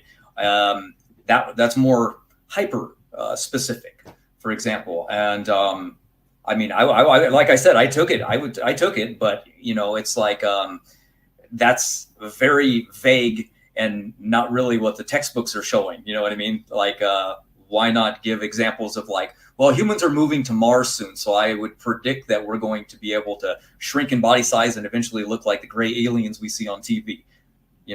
Okay, there we go. There's some actual prediction. I don't see evolutionists making those in the reports anymore. They make retrodictions. They wait for evidence and then they say, okay, boom, this can be explained from evolution. And so I was hoping that evolutionists would be able to say, now we're going to go against you creationists, or we're going to make head-to-head predictions in the future on specific animals, like Dr. Jensen said. I'll pick a dog, pick a cat, anything in the wild, doesn't matter what it is. We'll make a prediction on what it's going to evolve into, and we'll make a prediction on its mutation rate. Let's do it. But no one takes him up on it. Okay, thank you, Matt, for your response. Mark, go ahead. Yeah, I just want to give a big shout out to Sunflower. How you doing, buddy? So that's just because something can't predict everything doesn't mean it has no predictive power. We sort of make these predictions on certain things, but not when we don't have an idea of what to predict. So the thing about evolution is it requires you to know the exact circumstances in order to get that. I mean, it's interesting that Matt predicted that sort of people would grow shorter on Mars, because what we'd actually expect is people to grow taller under less gravity. But that's, sort of an evolutionary prediction the opposite way.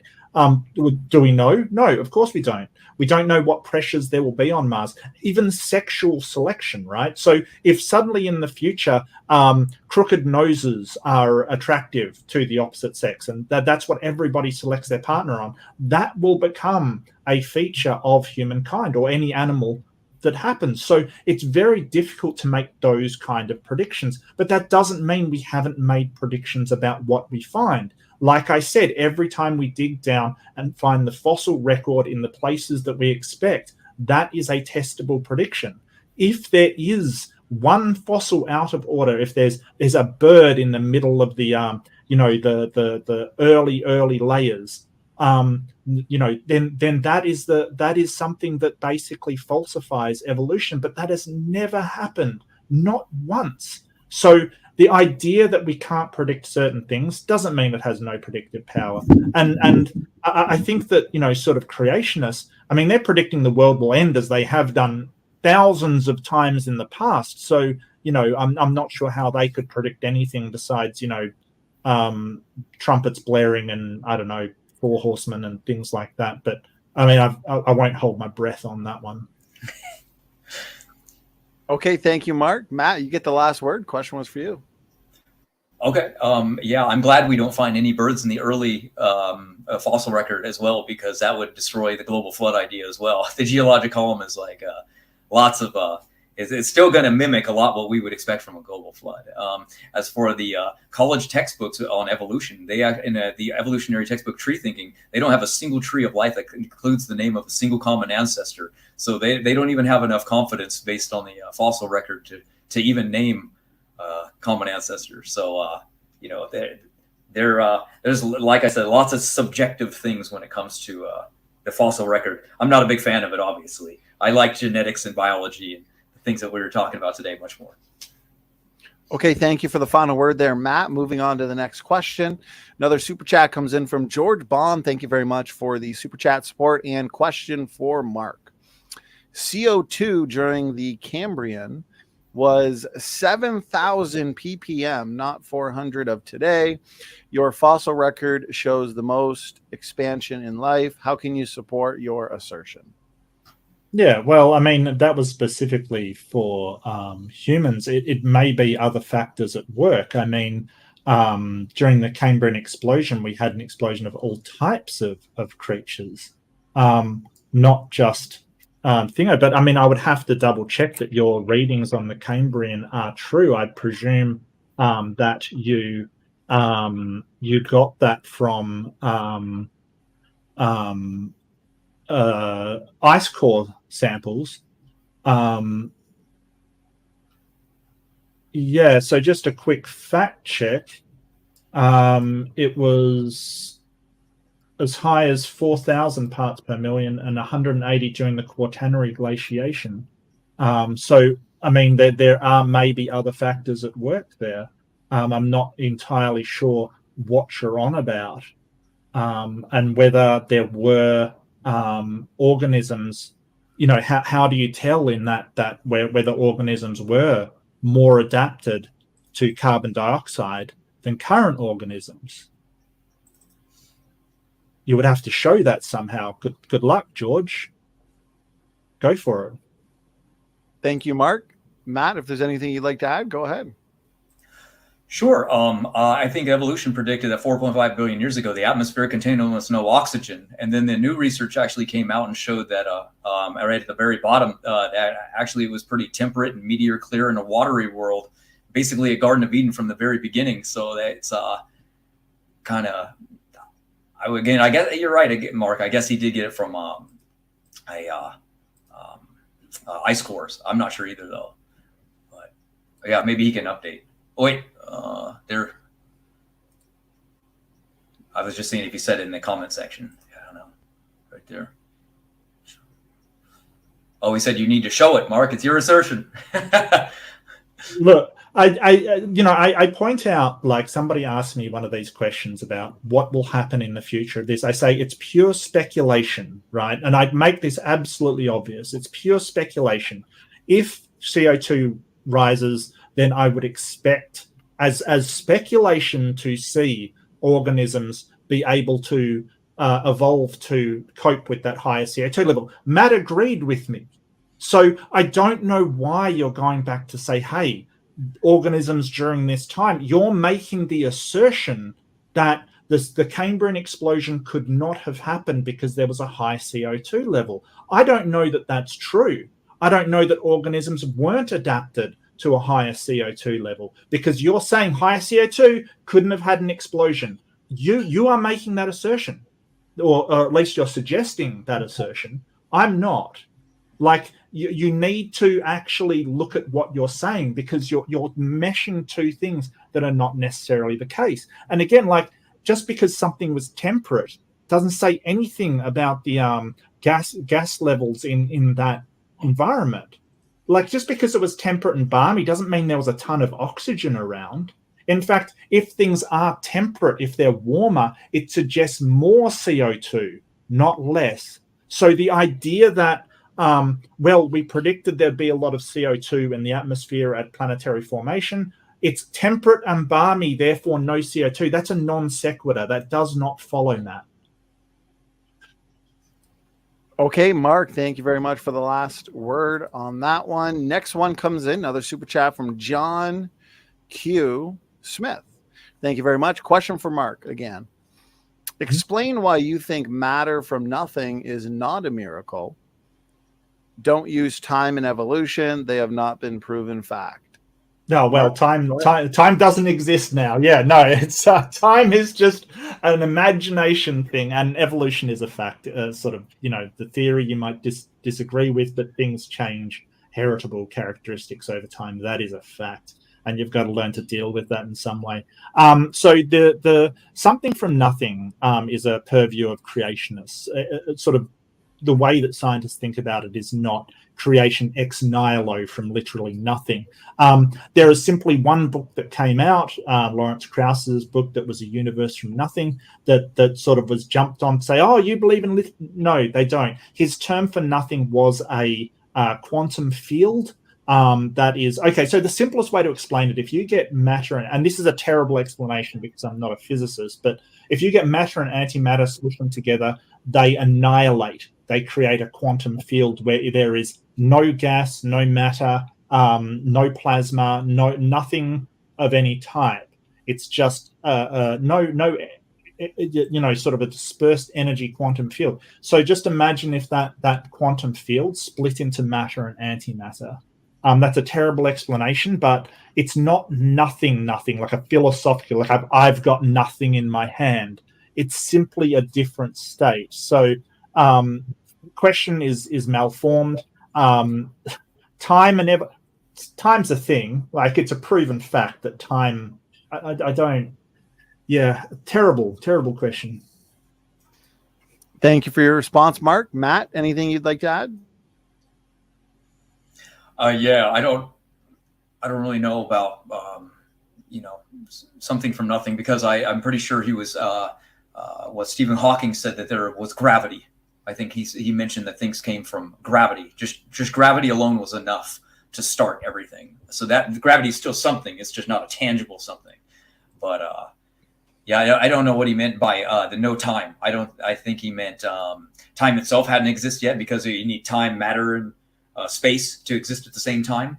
Therefore, maybe since they weren't existing, there was no time yet. Therefore, there wasn't evolution yet. So where did everything come from if there was no time? Maybe that's where he was coming from. Okay. I'm not sure. And yeah, that's a good question. Although it's a weird question to say there was no time yet, because if there's no time, how can there be a yet? That's a causal, a temporal statement to say yet. It suggests the passing of time. So you're quickly, sort of dealing with no time. You quickly become into the realms of nonsensical, like, what was there before time?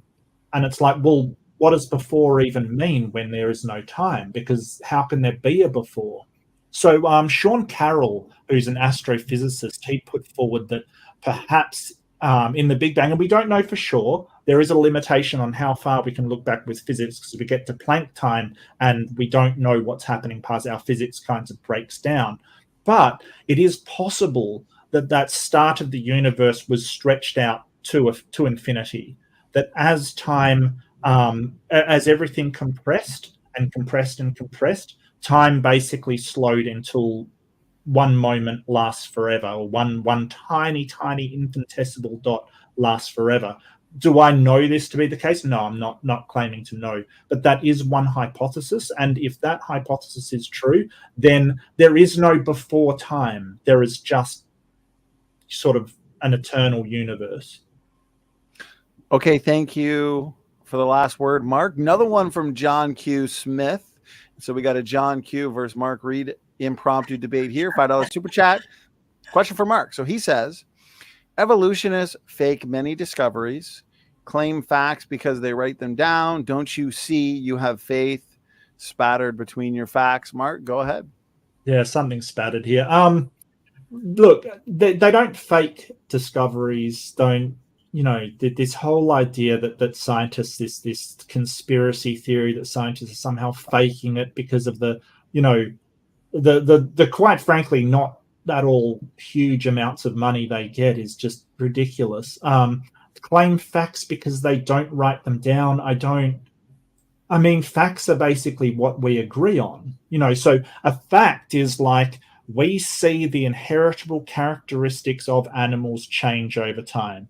That's a fact. Like, nobody will dispute that. If you breed dogs with heritable characteristics, you can change them over time into another dog. Nobody disagrees with that. That's a fact. What you might disagree with is the way that we model it, what we take from that, how we explain it. And no, none of it relies on faith. I don't know why. Like, it depends on how you're using faith. Some people have different descriptions. Some people think it's, the sort of the confidence in something that's unseen. I may presume that you're using it like that, but no faith required. And the whole idea of faith is you've got to have faith no matter what is presented to you. So maybe I should present it to Matt, like, what would change your opinion of evolution? What would actually change your mind? Go ahead, Matt. That's a good one, because I wrote a list up when I was actually watching your debate with McQueen, because I didn't think he addressed your opening statements on those things. So I wrote a nice big old fat list. We'll go over sometime. To answer the question, I don't know if they're necessarily faking it. They're wanting, they'll find something and they'll list the discovery quickly, because that's the sensation. That's the news headlines. Lee Berger's the king of that. He just finds something and goes, new missing link. Is it? We don't know yet. He isn't exactly saying like, I'm going to trick everybody and they're all going to believe this big fat lie. He just knows he's going to present something. It's going to hit the news tabloids, and then later he's going to be like, okay, well, we learned more and we got him now.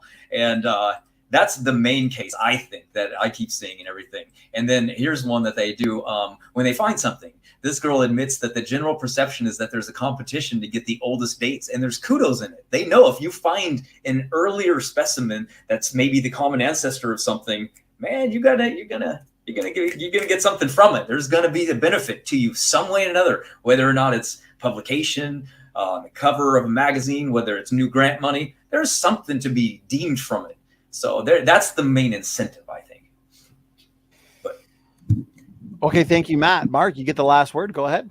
Yeah, so just because one person says that, and yeah, there's certainly some problems with the scientific method as far as sort of sensationalism is concerned, and it's much less the scientists and more the science reporting magazines that are doing it, that need to get clicks and they need to fund themselves, kind of thing. So you'll often find them over-reporting stuff that the scientists didn't actually say. That they basically say, hey, we found this older specimen, maybe this, and it's reported as, hey, we found the next missing link, which is not the scientist's fault. There definitely is a certain amount of prestige in finding certain things, but these people do have sort of professional integrity.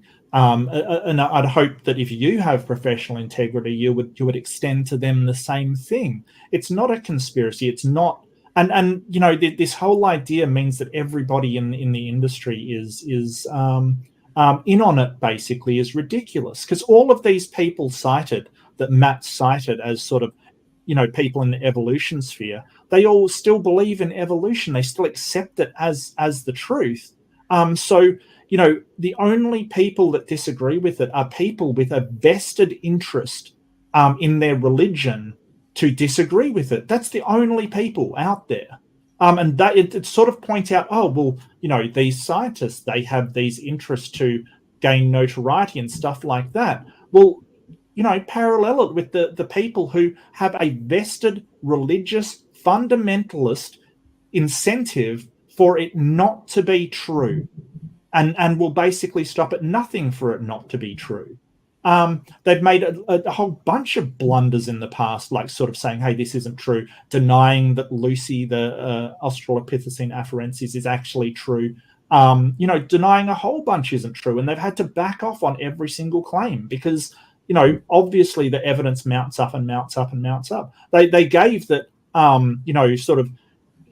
humans and chimpanzees were only 80-something% similar until it showed that if you used that methodology with humans and humans, they only turned out 80% similar. So, there's just, I really think that the creationists have to stop taking pot shots at scientists and really sort of calling into question their integrity. Yeah. All right. Thanks, Mark and Matt, for your responses. Next one, another super chat. Thank you very much from CQPO. Appreciate the support. Question for Mark. How can you differentiate an animal with built-in information and an animal gaining new information? Well, I mean, so any new sequence of DNA that's not already in the sequence, like the genome, is new information. So if there is a deletion that occurs, basically the genome loops and it deletes that sequence, it just deletes it out. Technically, that's new information because the sequence is then different. That's how these mutations work. So deletions, repetitions, like this is how they work. Like if you're talking about new information, definitely if you get a retrovirus insert itself into your genome, that is definitely 100% new information that's come from outside of you completely. It may not be good information, but then it can mutate and become neutral. It doesn't do anything. That's definitely new information. It can be co-opted, so it can mutate and actually be beneficial, and that is new information. So this whole idea of new information, it's like, because there's only 4 sort of letters, TACG in DNA, it's kind of like saying, well, those already exist. Well, yeah, that's like saying, well, if I make up a word with letters, well, if the letters already exist, then it's not a new word, is ridiculous. Of course it's a new word because it's a different sequence.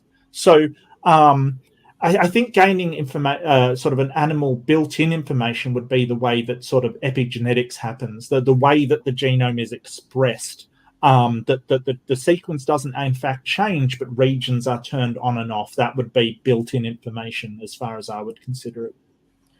Okay, thank you, Mark. Again, thanks for the support from Christians questioning popular opinion. Matt, floor is yours. It's always hard to answer it when the question is definitely geared to somebody else. But I would say that differentiating between built-in information, he mentioned ERVs, would be the difference between a fixed ERV, we would say created, unfixed, obviously assimilated into the genome at one point and now causes problems. So created versus non, right? So same thing with mutations. We look over and a mutation, boom, changes the sequence.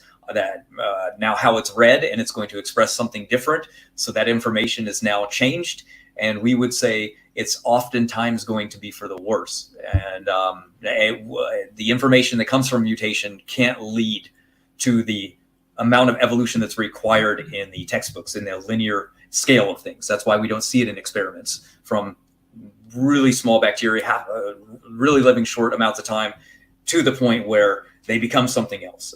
And in laboratories, we can induce them with radiation, feed them anything we want, control the temperature, and regulate supposed 100 million years within months of time. And we just don't see those things. So information from our perspective is just different.